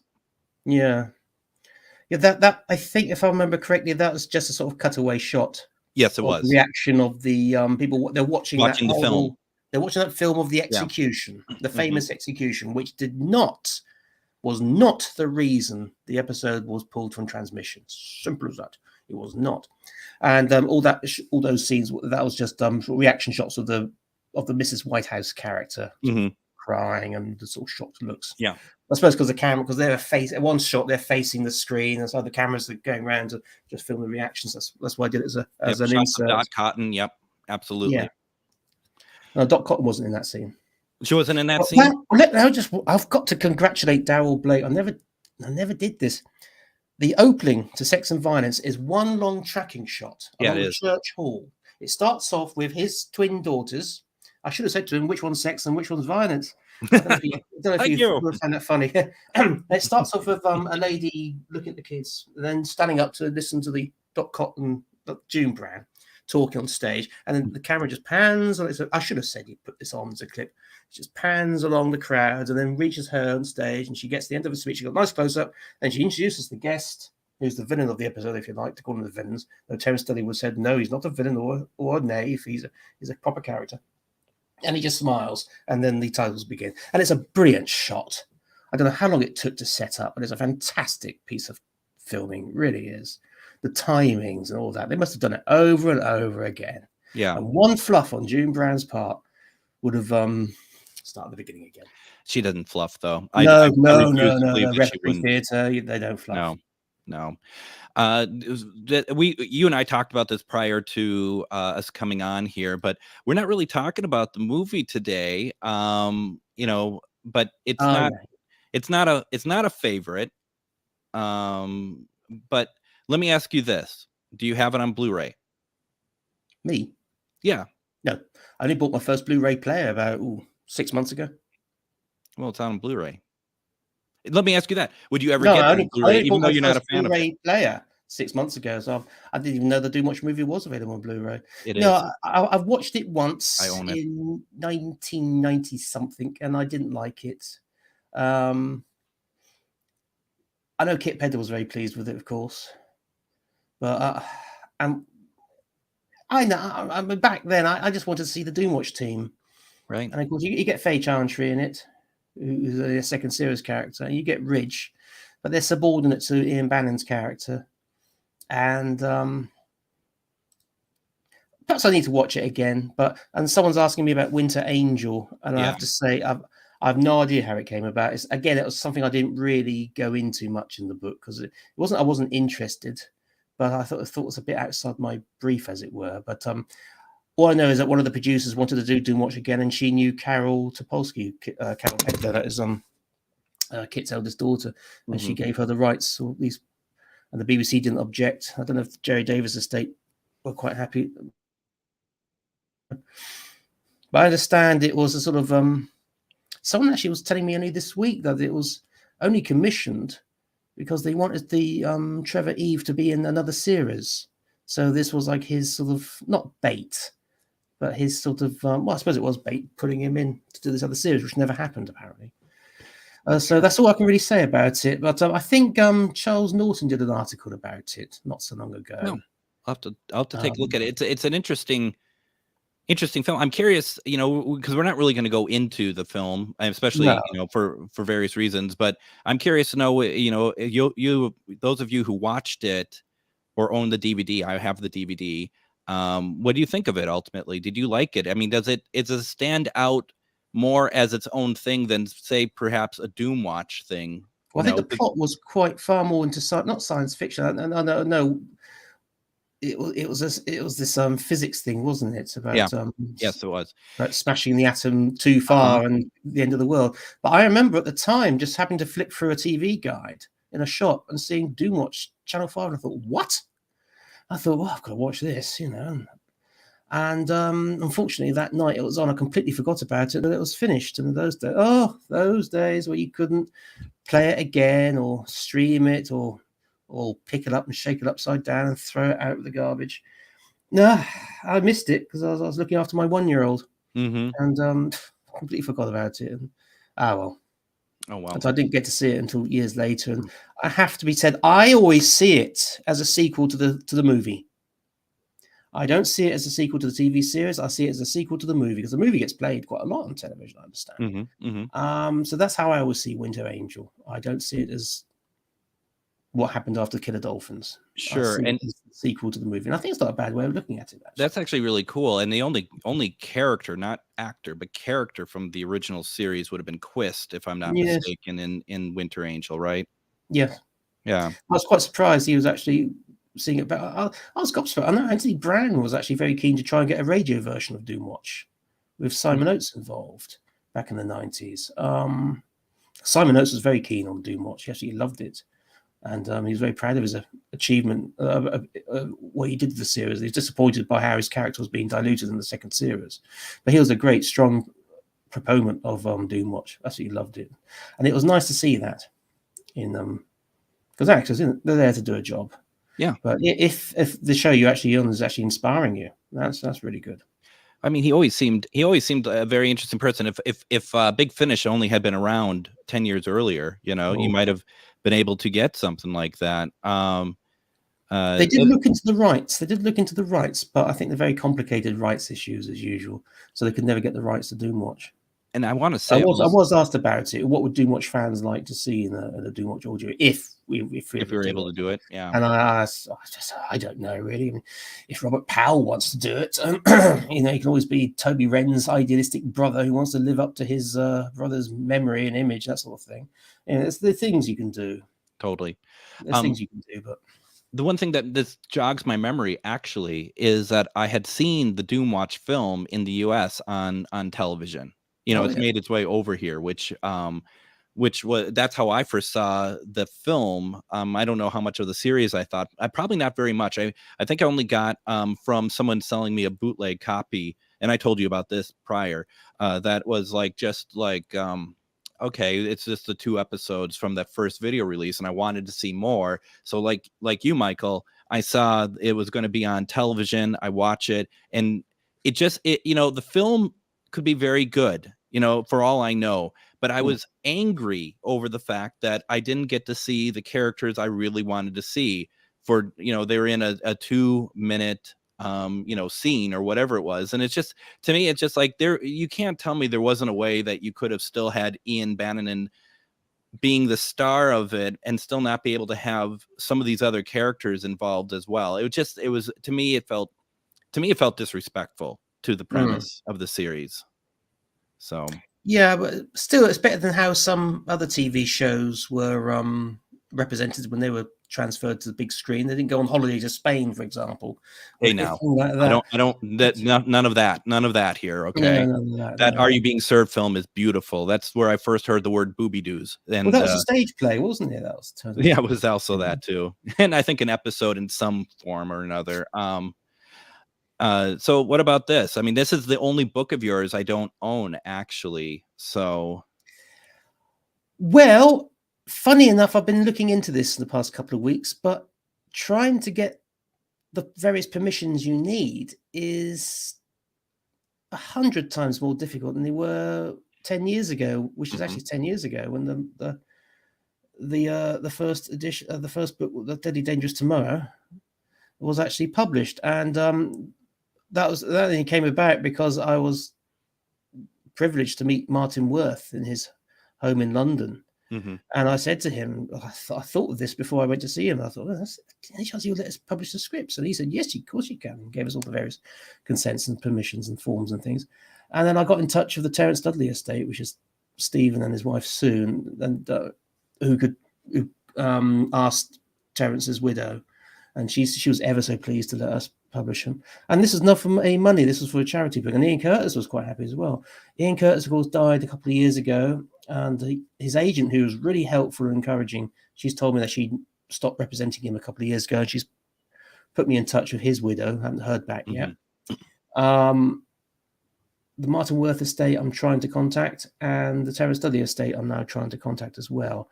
But and when I was looking into trying and reprint other scripts, their estates, like Louis Marks' estates, Dennis Spooner's estates, Jerry Davis' estate, they used to be represented by, I think, the Hancock agency, the agency, and they don't seem to be represented by them anymore, and I'm not sure who does. So again, I'm putting out inquiries and things, but don't hold your breaths, I'm afraid.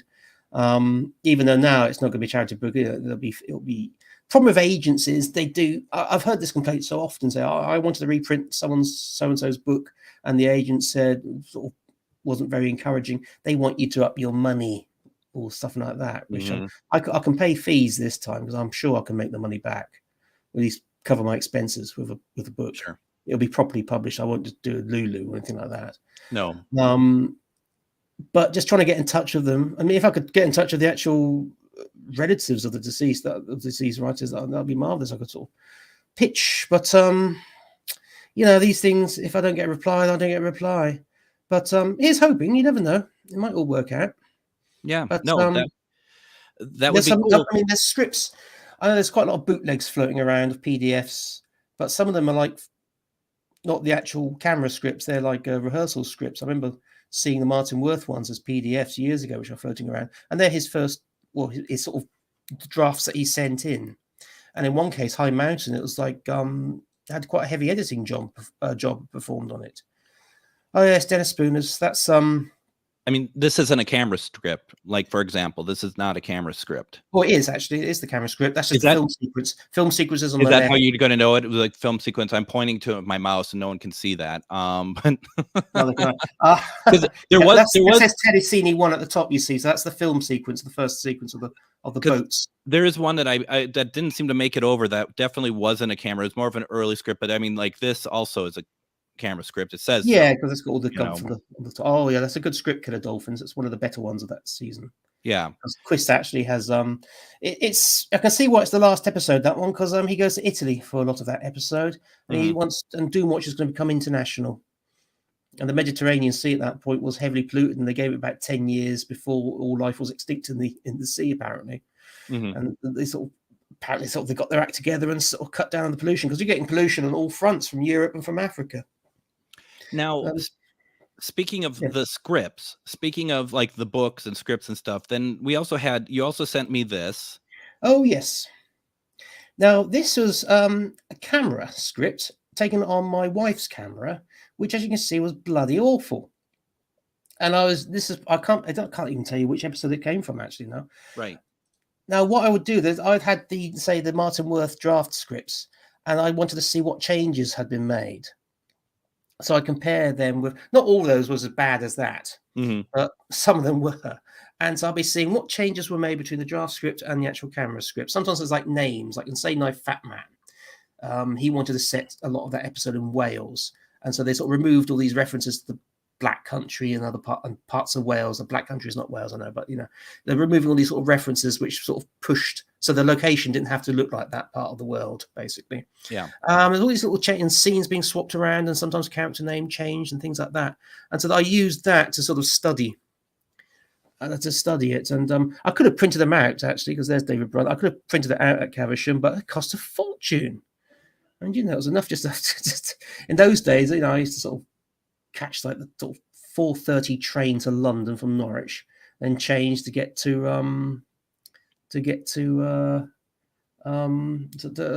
Caversham, and then go straight there, straight in, then straight home again. Sometimes here's a serious point. Sometimes people get in touch with me and say, "Can I read the missing episode scripts?" And I have to say no, because some of the series 3 scripts I was given with the absolute confidence that I would never share them, even though that's like 10 years ago or so. And I'm sorry, I will not share them. In that sense, I'm trying to get them printed and published and things like that. I could leak some of them, but I know if I leaked them, they'll go all over the place then. So I'm really sorry. There's about 4 or 5 episodes. They may be out there now already. I don't know. Which I won't do it. Also, I don't actually have them all as nicely printed out PDFs. Like you saw that picture there. I don't have that. I don't know how to do all these sort of things. So no, I'm sorry, I can't share. Oh, David Brunt said, "Good old Deddy." I was being nice, not putting that up on screen. Actually, there it is. You. Yep. My I first was being ever nice book. to you. My wife sent me a text rarity. saying, "Your box of books has arrived. The kids want to see Daddy's book." And I said, "Yeah, go on, open it." So I got home and I thought, ha ha ha ha. Because the other book, Prophets of Doom, was going through a 5-month editing hell. Phil Ware was the editor on that one, and he did a hell of a lot of work on it, just to translate my words into English. I wrote it too quickly. They wanted it in 6 months. They probably thought it was going to be a bullet point book. So Phil Ware, that's why he's got a credit on the new version. He did so much work on it, So this comes through. So I knock up the script book. That was Matt West's idea, and when I said to him I want to do a script book, he said, "Well, let's do this at first, so the people who've pre-ordered Prophets of Doom will at least have this to look forward to while we're getting Prophets of Doom up to publishable standard of English." And unfortunately, I saw the cover and I said, "Oh, it says compiled by Michael Seeley. Can I be editor, please?" My little ego was going, edited by Michael Seeley. And so they said, "Yeah, sure." So they changed that, and they were bit of a hurry, and they forgot to check the spine with the spelling mistake, and I'm still a compiler on the spine. And they've often brought this up when they talk about these things, but your heart sinks when you first see it. When you open your book and you spot typos and you think, "Oh dear boy," it's life, isn't it? You spot your mistakes rather than anything nice, really. So, but oh well, you live and learn. Yeah, well, that's why you got to print another one so that it's correct. The spine is correct, and then I can buy it as well. That would be nice. That would be nice. But it was nice to be able to do it, though. It was very brave of Milk to actually say, "Yeah, okay, let's do a Doomwatch script book." I don't understand how it passed me by. That's the real moral of the story. How on earth did I not see this book? And I only knew about it when you and I talked 2 weeks ago. I don't know. I don't. BS. These things didn't normally get publicized that. I don't want to be rude or insulting, because they did an awful lot for me. They did back in the beginning. But often these things were publicized on like the Rhubarb's forum, things like that, and other places. There was press releases to all the usual suspects like Starburst and places like that. But you can't force these things to be out. But there's a couple of guys on the internet who wrote about the book, which was rather nice, actually. And didn't mention the mistake. But no, I can't honestly tell you that. I think sometimes when mistakes, like my first Douglas Canfield book, that's littered with mistakes. I just thought, I can't face this. I can't face this. I can see it's. So I just. Angry. Sorry? I said I can see it's making you angry. You're starting to throw stuff over there. There's no need. I just sort of backed away from it and thought, let's just pretend it. It's only a couple of years later I was able to sort of go, I did a good job on it. Sorry about the mistakes. I sent one draft in too soon, that sort of thing. And all they had to do was send it back, say, look, there's all these names. I got all these names because I was doing it too. I was doing all the other checking, but I wasn't checking the names. I forgot to do that. And let's say these things happen. So, hey, it was nice getting Prophets of Doom done and Christopher Pedler, my little Doomwatch trilogy there. So, but back to the missing episode. I would love to very much publish them all if I could. I've got them ready and annotated, but it's just getting permissions and having to cough up money. And the Simon Oates biography Ian McLaughlin's just mentioned. Yeah, That would be a lovely idea. He's a very interesting man, and lots of yeah, people loved him. they sure did. And he seems. And I don't know if it's ever. I mean, I know like Alan Hayes has interviewed him where he said Yes, that he did. Yes, he was approached to play James Bond. Yeah. And think I we mean, would I'm curious if like that's true or not. To say he's lying or anything. It just seemed very interesting. he's the sort of actor who has that presence. He could have done it, Yeah. and he could have done Mhm. it very well. He would Mhm. have been superb. No. I can imagine why. I can imagine casting people sort of spotting him on telly and go, "Yep, yep." Mhm. He marks the cards. Yeah, or without a doubt, he would have been a superb James Bond. No doubt about it. And he did play John Steed on stage. Yes, he did. Yes, he Yeah. did. Yeah, very much so. Now, have you ever heard of the theme music being officially released? No, never. No, either have That's what I. I said, but no. Don't think that ever arose. Still, if we had the BBC production file, mind you, it's Max Harris, isn't it? It is Max Harris. He did an awful lot. When that first series was on, he did the music for I think the Kenneth Williams shows, which preceded Doomwatch. I'm watching Up Pompeii at the moment, which Oh, preceded the rest of the. This is one thing really annoyed me when I was doing my research at Caversham. yeah. The program review boards, they were looking at the ratings for Doomwatch, which was going out about what 10 Mhm. o'clock at night on a Monday night, and they were going, God, these are really good ratings, are they? It's being helped by Up Pompeii, isn't it? They couldn't seem to accept that people were enjoying Doomwatch on its own merits, But yeah, I know light entertainment often get higher viewing figures than drama. Right, but I mean, That because really they're so annoyed me. different. They're so different, the Up Pompeii and Doomwatch. It's like it's like, yeah, maybe it's a solid lead in, but maybe not. I don't know. The genius of scheduling. But no, Right. yeah, I can just imagine you watching Up Pompeii having a good laugh. The next minute, it's People a being child eaten being by attacked rats. by a rat, Yeah, or a plane totally. crashing. Saying, well, you've had a jolly good laugh. Now let's be a bit more serious. Yes. Well, and maybe there's some weirdos that are just like still think it's a comedy. I don't know. Um, and then Max Harris also Well, did the music for like the Douglas Wilmer Sherlock Holmes as oh, well. And I mean, you could just tell. And Ian saying that he did the theme for Counter-Strike, which I'll have to watch some of those again. I didn't recognize because Max has a very specific sound that really carries in almost all of his themes. It's just really it's to me it's very very obvious. Let me ask you this, because we're kind of running out of time here. Do you want to play at least like one more clip? yeah, I'm all right. Because there's one that I think we need to play out of. I mean, we have a couple more left, but we can just play like one more. Go on. And I think this is one that you'd want to see, and I think it's a good one. So let's take a look at this. The sooner we stop thinking about further expansion, the sooner we'll have a world worth living in. Raise production, raise consumption, raise wages, advance the standard of living. But is anyone any happier? All that happens is that the debris that must inevitably accumulate in the process slowly builds up until one day it's going to choke us. Now, don't think that I'm speaking as a government official. Oh, it's all right, Chris. There's no one here to quote you. Because the government doesn't want you to go to Leicester any more than you do. Oh, then why can't they foot the bill? What do we pay taxes for? It's because the taxpayer wouldn't wear it that the government won't help. £100,000 of public money when the company itself prefers to move. Now, look, we're getting away from the point. The real question is who pays? If the government won't pay, the company won't pay. How about the town of Carlingham? What? Well, it's the town that most wants the factory to stay. It might mean a little extra on the rates. Well, it would mean a shilling on the rate. It's out of the question. Very well, then. I've got nothing else to say. Now, look here, Chris. We didn't ask you down here. But someone has to pay!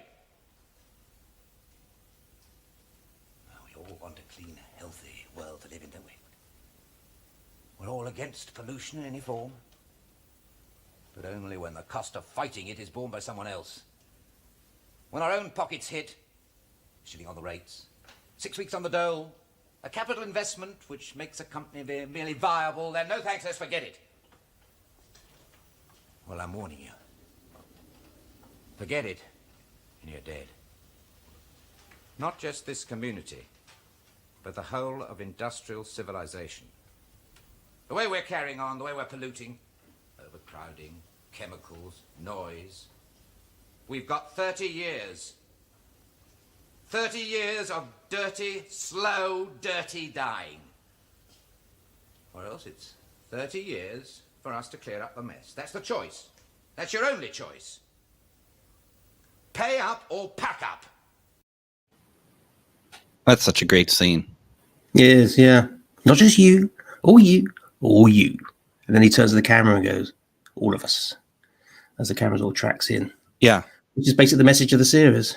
But I say that was Public Enemy. That's the one based on the Ibsen play, rather than the Kit Pedler storyline, and he didn't like it at all. But the message of the show, I mean, he often used to say himself, "We do have to pay if we want a cleaner world.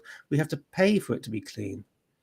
So the things we want to buy, he said, the plastic angel on top of your Christmas tree, you have to pay extra for it because we've got to clean up after it. Well, not after the angel, but after the production process. I mean, it's a horrifying thing I discovered when I was doing my research in the Kit Pedler book was that polluters who we did not have the right to know what was being polluted into our rivers, what industrial effluent was being shoved into our rivers. If you were living close by, yes, you may have had rights to, but most of us, we didn't. We weren't allowed to know, which I think was quite understandably shocking. Now, Ian says that he was surprised to read in the book that some BBC bosses were not altogether pleased with John Paul. I thought he was excellent. Now, do you know? He was brilliant. That all came about because of Project Sahara. Okay. Well, as I always have to say, what do you know about Project Sahara, which John Paul says in the episode? Because if you watch, well, say if you watch the episode, watch the episode where he comes across the computer room, which some people find hilariously funny because the curtains open like a cinema screen. He's spitting with anger, which is Kit Pedler's attitude, completely 100%. This intrusion of privacy into your life. There's a computer vetting your personality, your life. My arm's vanished, all that sort of stuff, to see if you're a security risk or not, or whether you should be removed from your job. You can see he's not struggling, but I think he's like he's pitching it so high.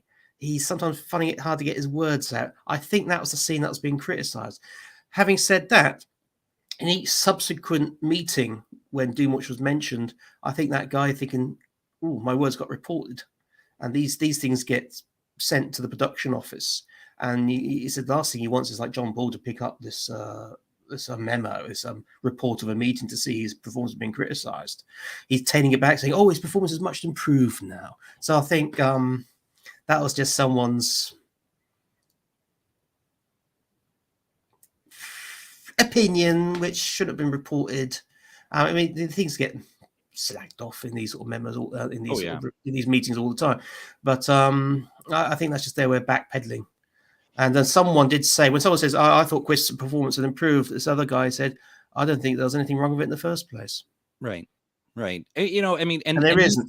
Quist is superb. These memos were never supposed to be seen. These memos were never supposed to be seen by us anyway. Well, no, there's reports of the meeting. It was only producers were supposed to see it if their program was brought up. Yes, and she's alive and well, living in Brighton, Jean Trend. Well, that's interesting. And I interviewed her for the book, and she was fantastic. She had such happy memories of the program as well. I mean, I've always been very interested in John Paul, like Probation Officer. Yeah, I've seen a few of them. Great. That's a great. I mean, it was only been one set released by network, but it's a great series. His turn up in I, Claudius is good. Out of the Unknown, Avengers. His hairstyle never changes, does it? Just changed. His hair's the same. Oh no, but that's wrong though. I, Claudius, they have it go forward. It's like this forward motion to his hair, and that is kind of jarring. I'm going to be honest. That's a little tough. I remember watching one of my favorite dramas of all time is Selling Hitler, the Euston Films adaptation of the book, the factual book about the Hitler diary fakes and forgeries and how greed just swamped people's lives of the thought of having these diaries of the most hideous man in history. And John Paul's in it. He's playing one of the keepers of the flame, sort of an elderly Nazi, and he's got the old hair, and he's wonderful, you know. And in 1990, he plays an old-time copper who's now in this dreadful old world that they're living in 1990. He's great in that. Whatever he does, he sort of plays a sort of similar sort of performance. But yeah, Probation Officer, I've seen a few of them. He was very popular in that. But I understand that he was not invited to come back after the actors' strike because he wanted more money. Yeah.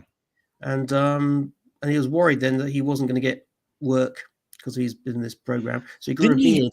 He said it was his beard that got him cast in other things. But Oh, interesting. No, he's John Paul. He's damn good. He's got a presence, a personality. He's electric.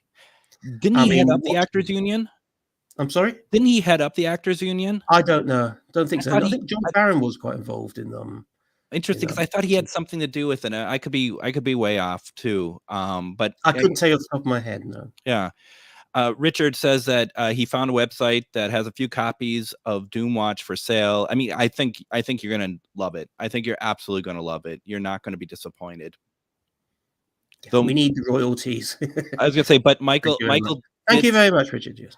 Michael did say from the Telos site. I hope you know. Buy it from the Telos site. Give them some pennies as well. So. I think they've only sold about 3 copies because we haven't really gone out of our way to promote it. So. Well, see, I think he's talking about the DVD set. I don't know. The DVD in that case. Yeah, go watch it. It's a brilliant program. Well, and Michael said if you don't like the show, he will refund you that £19. He said. No. Oh, I must have misheard. I'm so sorry. Now, how are you doing on time? Because we can close off or show a couple more clips and then call it a day. You let me know what you'd like to do. I'm fine for time, actually. Okay. I've run out of juice with water, so I'm sure I'll manage. If I start croaking, because I mean, we could show. I mean, I wasn't going to show the You Killed Toby Wren because we walked through it. Unless you want me to show that, we can show that. We could do it. Why not? We have like 3 clips left. Let's do it. We can sell Richard on it more. He doesn't even need to watch it then by the time he gets it. Also real fast. Alexandra says more clips, please. Okay, then we're going to do it. Now, keep in mind, too, since you just got a Blu-ray player, Michael, that in Australia, they released a box set of Blu-ray films of Steptoe and Son Rides Again, Dad's Army, and Are You Being Served, the movie. So you should get that. I own it, and I'm enjoying it all the time. So anyway, here's You Killed Toby Wren. Come on.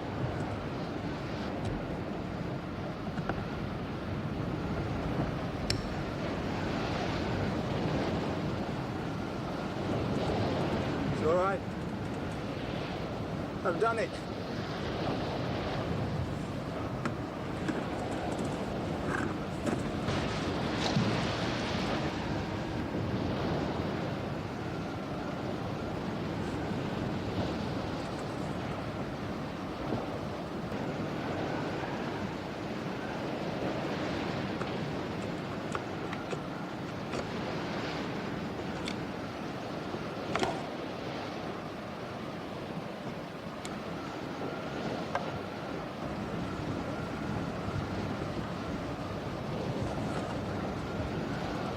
There's another wire! Don't pull it, you'll get a short. Follow it back to the terminal. What? Don't pull it. Follow it back to the terminal.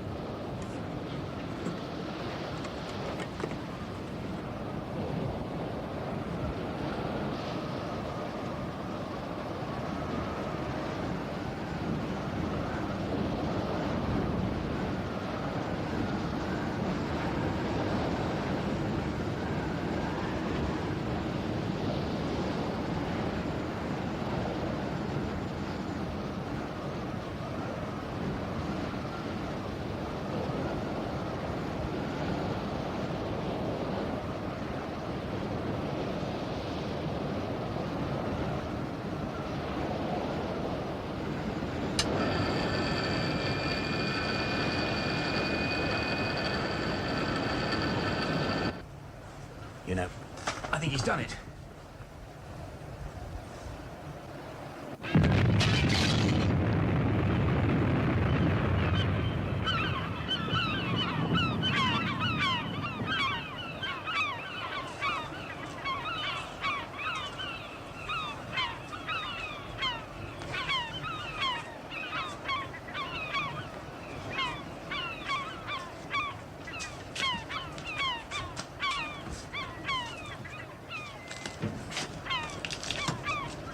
Non-nuclear.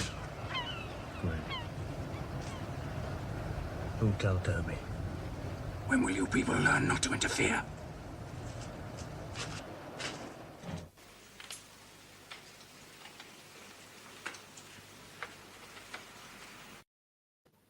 Do you notice that change in the sound that we talked about earlier? Yes, now I've only heard that in black and white film recording of that episode, and the color and in the BBC video. I swear you still heard the seaside. Interesting. I Folks, want to check up on that because that's right. my memory, and I can't do it now because I've got on one of my hard drives. I've got the actual my old The color. VHS. No, not VHS. Oh, It's, the one that was shown on UK Gold, I think. Or it I might should be have it VHS. too. I honestly don't remember. But So- yeah. But on the black and white one, you just heard the beginning of the drum roll. Then it plays to that click, click, click. The studios. Right. That's interesting. That was. So what we're talking about, folks, is that clearly, obviously, that opening was taken from the end of Survival Code. Yeah. And Yeah. when you get to the part when it's a close-up zooming in on John Paul, you hear a sound change. Like it's from the seagulls and the seaside to it's kind of there's a drop and then there's something else. And that we're theorizing that is where the theme music started. No, that would have been. That was the end of the episode. The end of Without the a doubt, that episode. was where the drum roll would have started Right. saying this is the end. Oh, I keep hitting my microphone. That was the end of the episode. Yeah. I- But as I said, in the black and white copy, that you hear that literal turn down the volume. Yeah. But I'm sure on the BBC video you still heard they redubbed some seagulls and things in. So we'll find out though. Yeah, that's interesting though. And there's so much to say about that clip, that truly is. And one of the things that I found was really interesting just watching it is just the idea of how that prop for that bomb was made. It's just like the seeing the inner workings of this device, and that just really added to the tension of what was about to happen. I still get anxiety when I watch that clip. Well, every now and then I'm having to fiddle about behind the TV or something, and I touch one of the wires. I'll have to say, "There's another wire." I think, don't put it. I love doing all that. I was also thinking, "Oh yeah, hope it's not going to blow up on me." Yeah. It's funny. And then Mike says that the DVD, it's fantastic. Which is, I mean, like, and I'm always one to be like, I wish they would have done more with it. But as Ian and other people and you have pointed out, it's like at least we have it. This was done, yeah. Yeah, and because There was deficiencies. This was done. I remember there being a bit of a hoo-ha about the cover because someone on a forum sent in an idea on Rhubarbs. I can't remember exactly now. Yes, and someone on the Doomwatch Facebook page sort of said, "What a sad day," and I said, "Well, come on, it's just these things happen." And then he got a bit uppity with me because I wasn't like going, "Oh no, cancel the release," But no, it's, the cover itself. The cover itself is dreadful. I know it's. Well, and you got Colin Bradley on there though. That's a good thing. It's good to see him on it. And that's what happens when you send anything in unsolicited. That if someone takes it, you don't really have much protection. And I think that's. I think he got a copy in the end actually. So. Yeah, well, got a copy. But the guy on the Facebook page was very, very oh my word, was very unhappy that I didn't actually yes, collapse on my knees and beg for, as if it was my. He said, "Well, you'll be getting your copies from Simply now, won't you?" I said, "Am I?" So I thought that's getting a bit nasty. Has any nasty things ever happened about the Doomwatch? And that sort of thing. No, so that obviously is You Killed Toby Wren. This is a longer clip that I wanted to play because we talked about Invasion. We talked about the end of Invasion. And quite frankly, this could have been a longer clip because, and I'm going to talk about a little bit about why just watching, I pick it up, the clip once you hit the location filming. But there's so much that you could have just put in because it really shows a very dire situation. So let's play that right now.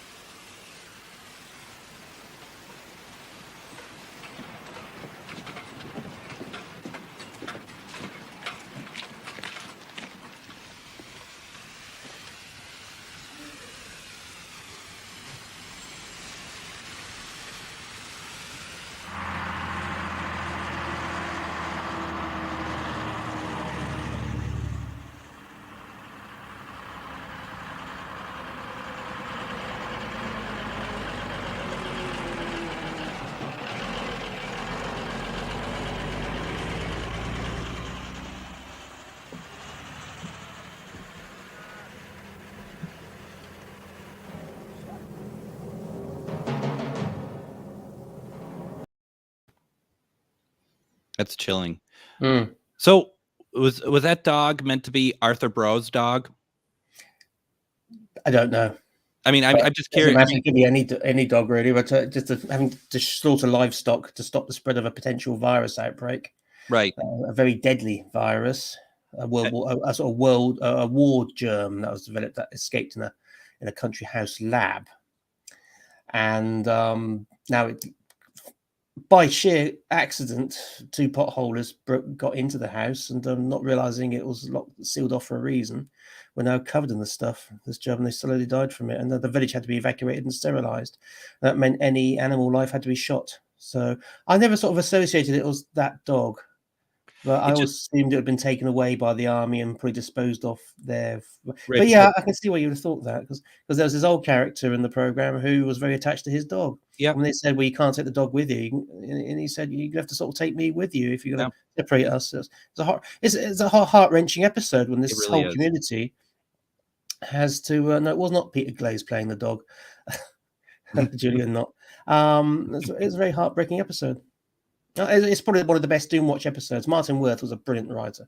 Yep. He knew how to write for a series, any series. You know, he'd look at the characters and he'd write for the characters. He didn't waste time creating his.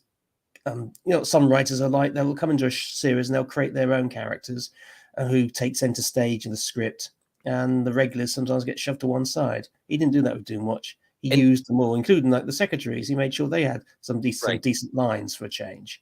He was a fantastic writer. And that scene is not played gratuitously. It is played factually, and that alone it just makes it absolutely frightening in its own. You know, it just because there's no emotion in it whatsoever from the army coming in. You know, they're spraying it down, they're shooting things, they're doing what they need to do. Exactly.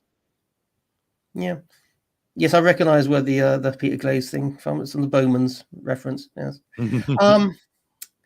Yes, I mean, one of the things about Doomwatch, it was supposed to be some of the directors, like Jonathan Alwyn, did want to sort of have a documentary style to it, even though in those days there was still this fear of people confusing fiction for fact, which I know Kit Peller would have minded. Remember, but the problem with the second series was we talked about Max Harris earlier. He provided some incidental music for the first series, giving Doomwatch his own little distinctive sound, which is xylophones and saxophones, that sort of thing. But they obviously wanted to save money, so they didn't employ him to do that for the second and third series, and did the old standby of using library music. Unfortunately, when you do use library music, it does tend to take away from the reality of some episodes. They have no music whatsoever, and a lot of dramas as well. Depending on the program, I like a bit of music in the background, but not swamped. Yeah. But I think Jonathan Alwyn, when he did the next episode, The Islanders, he sort of drowned in stock music, in which over the top melodramatic music, which I thought sort of took away the reality of the piece. But sometimes a bit of music does help set the mood. But when Doomwatch didn't have music, like for example the Iron Doctors, there's some scenes you think, well, this is a bit flat, isn't it? It needed a bit of oomph. But it depends. What do you want this to be, drama or drama documentary? So Doomwatch could do both. Talking about people confusing fact for fiction, I can even go as far back as just even 1994 when I worked for a television station for a CBS affiliate, so I worked the news. I directed the news out there in 1994 in a small town, and right before the news at night there was a docudrama about a meteor coming towards Earth. And it's a big ass meteor coming towards Earth, and at the end of this production that had commercials during it, mind you, but it was done as one of those news programs, like a live news report, but yet we'd break away from the Earth about to be destroyed so we could talk about, Coca-Cola. What happened Your was last drink. Right, go quickly. Fight now. And so the stocks last, they were able to get a rocket up and blow up this meteor, and everyone's happy, and all of a sudden the end of this program is oh my God, look at the radar. Look at it's not what it wasn't just one meteor, it's a million of them coming at us now. And then it cuts to the end credits. And as in America, we shove the credits to the side and we have our anchor on. Coming up next, we're gonna be talking about the farm report in Mankato, Minnesota. So it's just like, I mean, who could possibly get confused, right? So as the commercials are running before my newscast, the phone rings and it's like, okay, KYC. And she's just like, all you get, and I'm not trying to make fun of her, but it is funny. I don't care what anyone says. This quivering voice, what about the meteors?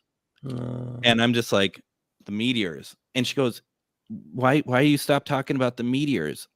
And I'm just like, that wasn't real. That was a television show. Now, this part isn't funny because she starts to cry. And she's just like, my family and I have been hiding in the basement for the last 2 hours because we thought we're going to be destroyed by meteors. And it's just like, and it was like, what do you say? I guess really all I could say is, sorry. Hey, good news, you're going to live. I don't know what to say. I mean, but it was like, you think that people are going to be able to, that they can tell the difference. But even, and this is one of those programs, every commercial break before it went back to the show, it's like the following events are fictional, that sort of thing. And it still didn't work. And I mean, it's unfortunate that it happened, but it was just like, I don't know what to tell you. I mean, it wasn't hidden. So, I mean, I could see that there's probably people who watched Doomwatch back in the day and probably quoted stuff that happened in the episodes as fact, probably. Well, they probably would have. One of the reputations Doomwatch had was for being prophetic. But what happens is you watch an episode that's been based on something that actually has happened or some research is going on into. You watch the episode, then the next day you see something in the paper and you think, oh, that was on Doomwatch last night. And you think, well, Kit Pedler predicted this, was the other way around. He's taking an idea that's happening and saying, well, what can I do to make this a threat? And whatever. And so, for example, Burial at Sea was a good example because it's all about, say, metal canisters of nerve gas and things like that dumped at sea now coming up to threaten the coastline of Devon. And there's often news stories of drums of cyanide being washed up on the Lincolnshire coast happening a couple of weeks later. And so people think, oh, that happened on Doomwatch. And so suddenly Doomwatch gets its reputation. Like Friday's Child, which was about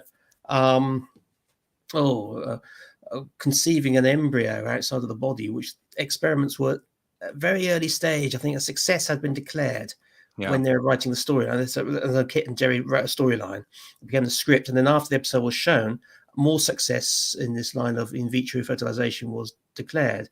And so Kit Pedler was on Nationwide the next night to talk about it. And so he was suddenly being seen as prophetic. He wasn't being, in a way, he was being prophetic, but he wasn't being prophetic, if you know what I mean. But he wasn't unhappy. He was quite happy to let them think that.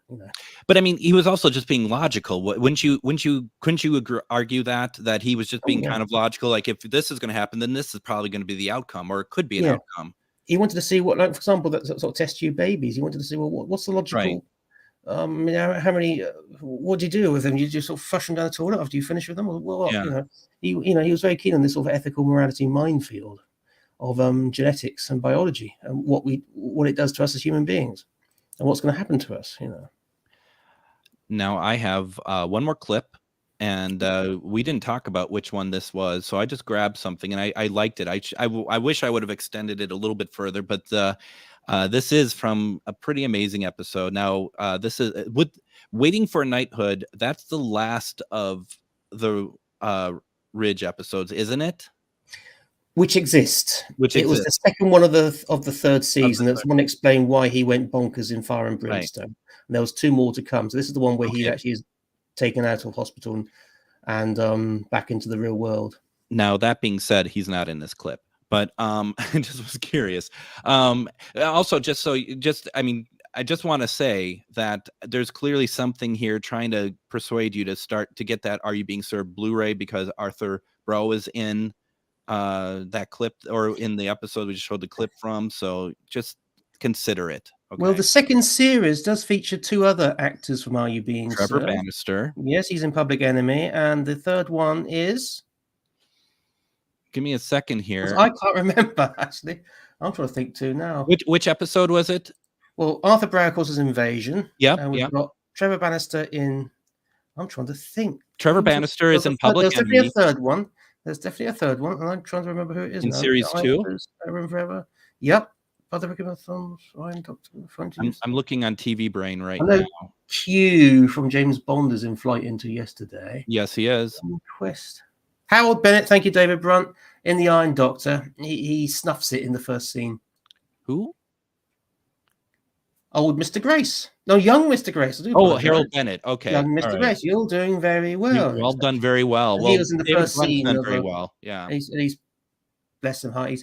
The Iron Doctor is quite a horrible story, actually. The idea that computers judging whether you live or die in a hospital based on cost, whether it's cost effective or not. So it's the opposite of cause of death, which is about the right to die, and this one is about the right to have treatment.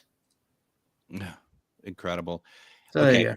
So let's just play a clip here from Waiting for Knighthood. You may, you kind of said whatever you want. You might be looking at this clip, you might be like, oh, that's not what I wanted, but here we go all the same. So here we go. Oh, my baby. Darling. I see so little of him, he won't even miss me. I feel so guilty. Darling, I'm sure they'll find her. I was thinking of him. What about the toys? Toys? Look, her husband says she took all the toys. All the toys they gave their own child. Oh, Richard, say he'll be all right. Well, darling, I'm trying to. Don't you see? If she took all the toys, it means she doesn't mean to harm him. She is going to hurt him. She's going to kill him. I know she is. No, I don't think so. You don't think so? All right, then I'm sure of it. No, you're not, Richard. You're as frightened as I am. Peggy, listen to me, please. Darling, listen to me. He'll be all right. I'm sure he will. The husband's helping the police. There's a limit to the places she can go, and he'll have to narrow it down. Everybody in the country has a description of them by now. Don't you see? They'll find him. Please don't worry. And I'm sure they'll find him soon. Now, I cut this clip too soon because what I wanted to show also was going into the next scene with the little kid playing, and it does this nice pan to the woman that had kidnapped him. And that kid was the one, he shows up as a kid in Survivors. Yeah. Just a couple years Stephen later. Dudley. Yeah. Terence Dudley's son. And the whole point of that clip was that Frederick Jaeger, or Jaeger's character, who was best man at Terence Dudley's wedding, by the way. He was the head of a petrochemical company who's trying to lobby the government not to ban lead from petrol. And his son's been kidnapped because the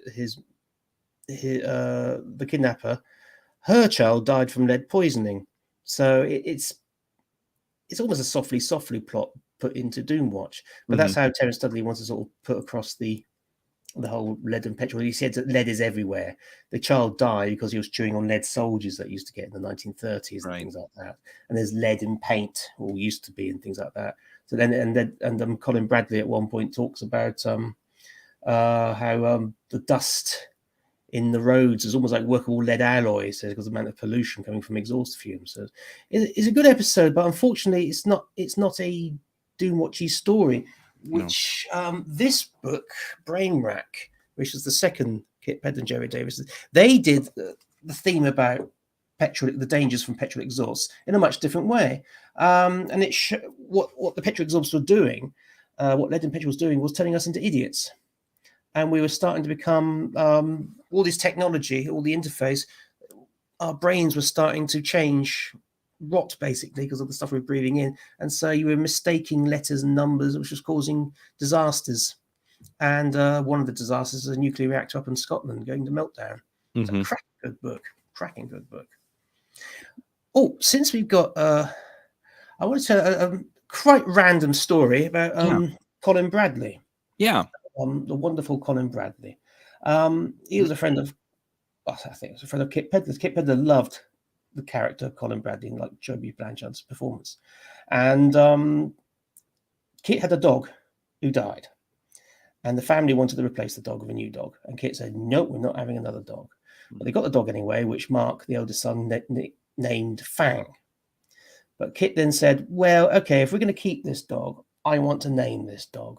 And he chose the name Brad in honor of the character Colin Bradley. So I think that's rather nice. That is nice. That is really nice. What do you think? What do you think the legacy is of the series after all this time? Hard to say. I suppose watching an episode of Doomwatch now shows where we were then. There was a third series episode called High Mountain, which was basically a health and safety story about whether you should have was it good enough to have a health and safety label on a tin of paint, whether that's going to destroy sales or not. Those sort of issues have been sort of now health and safety can sell a product. But I think you've asked me that question before, and I wasn't quite sure how to answer it. I'm not quite sure what the legacy was. It's in terms of TV. It was. I always regard it as a very important program because it was more than just your average drama. It was trying to make a point, trying to put across a message, and it captured an atmosphere of the time. By the time we got to the third series, the whole idea of looking after the environment and not relying blindly on technology to solve all our problems, and watch out for the side effects, was quite commonplace. In 1972, I mean, the year began with the Club of Rome report on sustainability of natural resources. What else? There was the first Royal Commission report came out. There was a huge conference in Stockholm that took 5 years to organise. So Doomwatch was like struggling now to get noticed and to be. It was mainstream. You know, this whole thing was mainstream. Back in 1970 when it started, it wasn't so. Although Earth Day was starting in America. You know about Earth Day was Nixon started that. April 22nd. Yeah. Yeah. It wasn't just a student. It wasn't just a sort of student protest thing about the environment, and Greenpeace was starting to be taken a bit more seriously. So all that was going on in 1972. So that's why, and so Doomwatch ended really because there was few more stories to tell. And I think Fire and Brimstone sort of, unfortunately, the very bad reaction towards Fire and Brimstone sort of probably persuaded the BBC, there's no point in having a fourth series, let's do something else. And if Kit and Jerry had their way, they would have done something called Year of the Rat 1999, which was about how the environmental movement oversold the message. And so people sort of didn't take it so seriously anymore. And by 1999, we were living in a very, very sick society. So it was going to be like Dr. Kildare and the apocalypse in a sort of way. That's how he envisaged the program. Never. And of course, we got Survivors a few years later. Terence Dudley's next show. We got that Survivors a few years later. Kit Penner would have been an actual natural for that show because he would have been showing them how to survive in the what he would have called the post-industrial world in his Quest for Gaia book, saying how we can survive quite happily and easily and richly in the post-industrial world. He would have been a natural as an advisor on Survivors, but unfortunately, of course, he attacked the producer in public in 1972, partly to promote the Doomwatch film. Yeah. So that would have gone down well. That was that. And yes, Ian McLaughlin said the third season was shown over the summer. Why we had the delay? I think we had the delay between the second and third series because they wanted more time to make sure the scripts didn't go for the rewrite hell that the second series went through. The second series was commissioned too quickly after the first. They wanted it out. They wanted to start it in January. The first series, you remember, started in February, and this was going to start in late December. I do apologize, late December 1970. So they gave it a bit of a chance. There's these stories that have been printed in various magazines that there was a strike that delayed the third series. I'm not sure if that's true. It could be true. I'm not sure. I know they were contracted to the actors in September, October time. And filming, of course, began in January, but they were doing the movie around about September, October time anyway, so they couldn't have started work on production until January anyway. So no, it's very interesting, and you know, and the thing is that you can't make a series like Doomwatch, I don't think, these days. And I where I'm going with that is I think I think all plots would be, even if they're based in some kind of fact, that they would be over the top, and that this exposition that you did in the original series. Yeah, I completely agree. I don't like it when they sort of think, let's remake a series from the past. I want to see something new. Yeah. Doomwatch was new. It was relevant to the time. And the third, what's something else I was going to say about the third season? Yes, Doomwatch evolved in the third series. It was no longer the pain in the ass of the government. It was now Yeah. part of the government machinery. People took the Doomwatch department seriously. They expanded it for the 3rd episode, new officers, all to stop some scandal breaking out over what Ridge was doing in Fire and Brimstone. And so you say Doomwatch became sort of lost its bite because Quist was now sort of commentating on episodes rather than actually being proactive.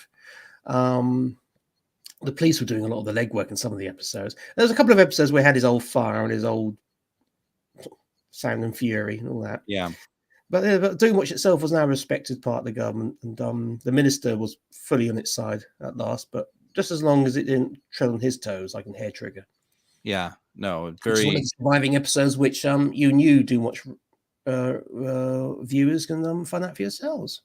Yeah, absolutely. Just wanted to go over a couple things here real fast before we let everyone go. Coming up within July, I just wanted to show some people that we're going to have a couple lives coming up, coming soon. We don't know exactly when yet, but we are going to be doing a dissecting and review discussion with Robert and Mike about the season 22 Blu-ray set that has just arrived in our doorsteps, that we wanted to talk through it for anyone who's interested in such thing. And also, folks, I want you to put on your calendar for July 23rd that we're going to be doing a update, Missing Believed Wiped update. We have a number of finds that we want to talk about, and some pretty cool ones that we're excited to do that. So we don't have a time for it yet, like what time during the day, but it's going to be Saturday, July 23rd.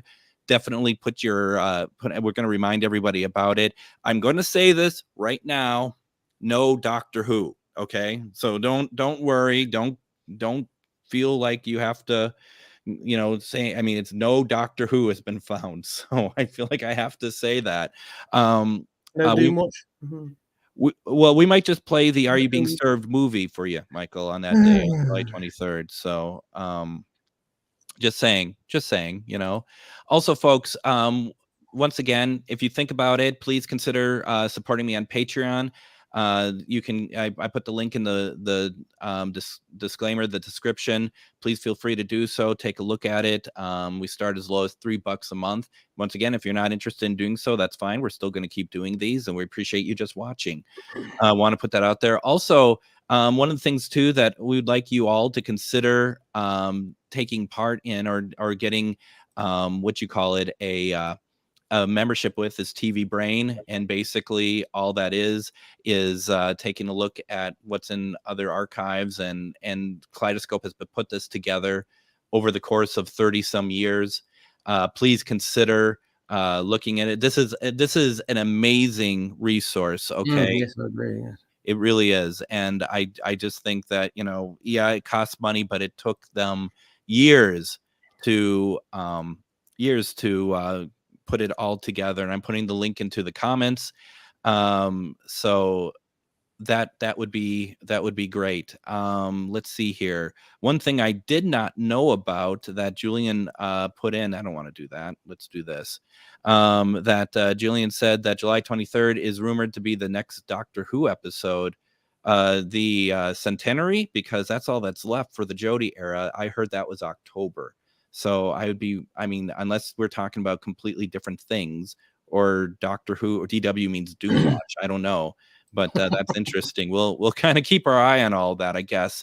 Then once again, folks, as we said upstream at the beginning of the broadcast, please go over to Telos and definitely check out Prophets of Doom.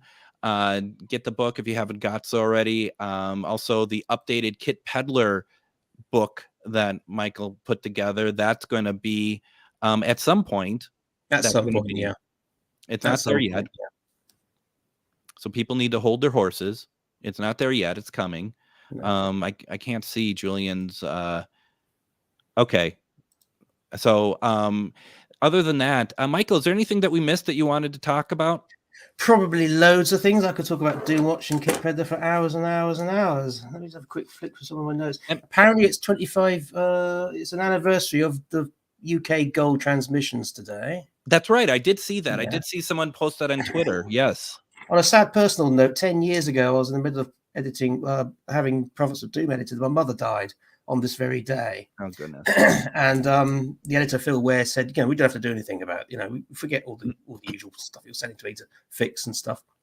A couple of hours later, I was back sending stuff to him because that's how you cope with these things. But that was 10 years ago this very day. And that's a sort of personal thing. I just thought so.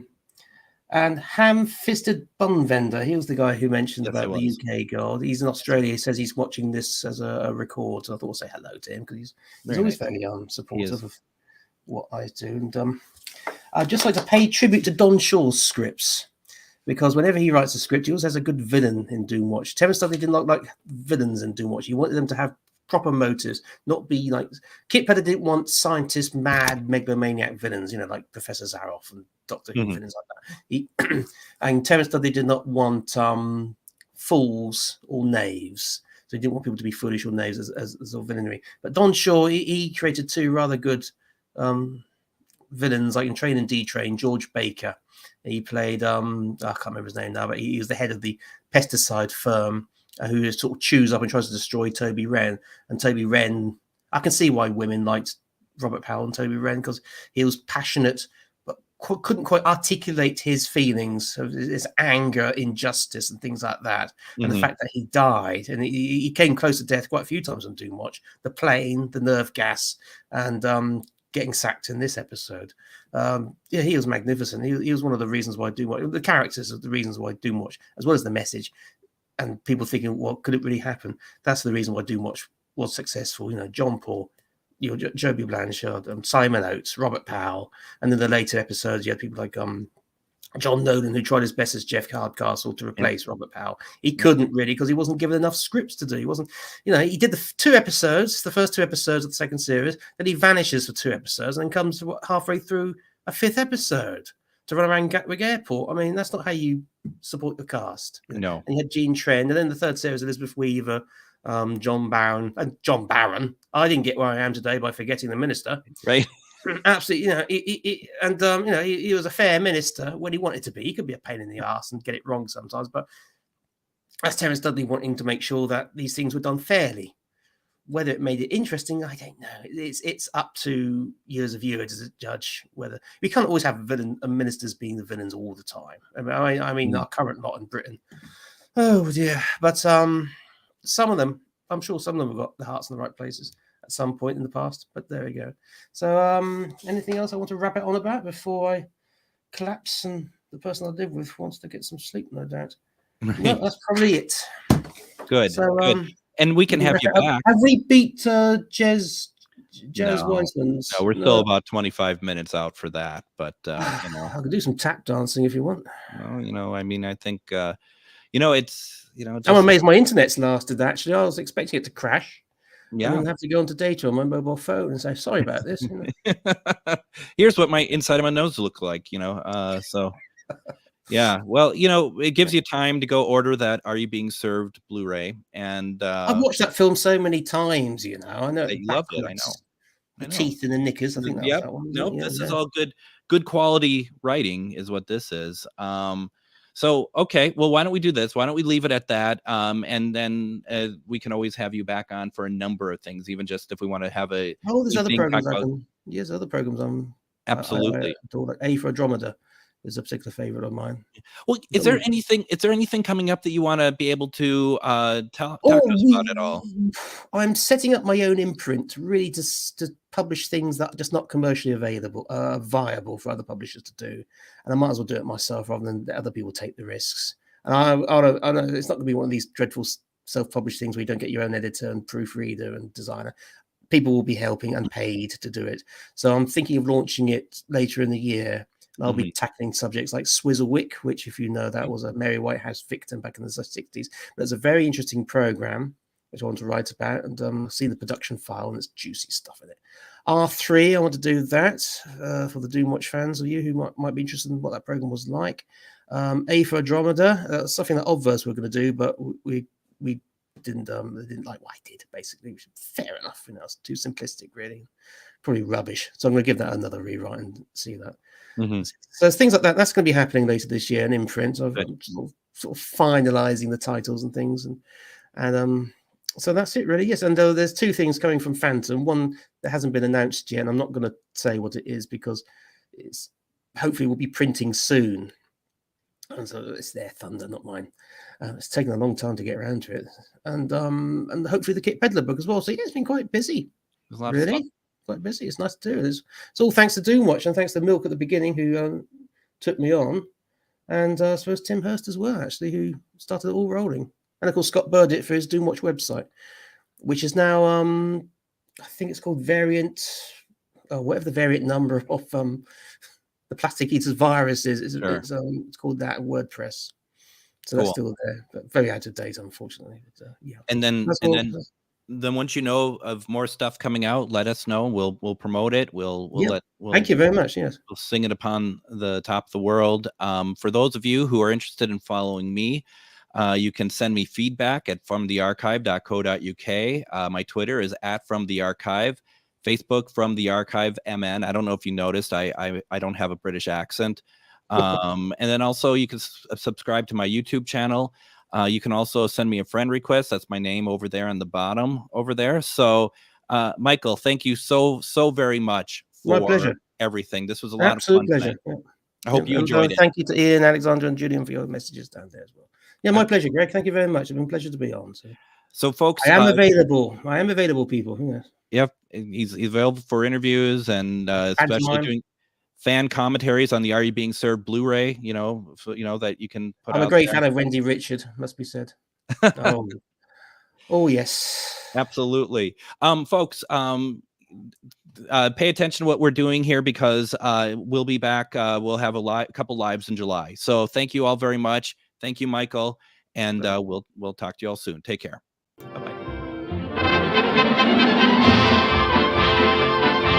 Bye-bye.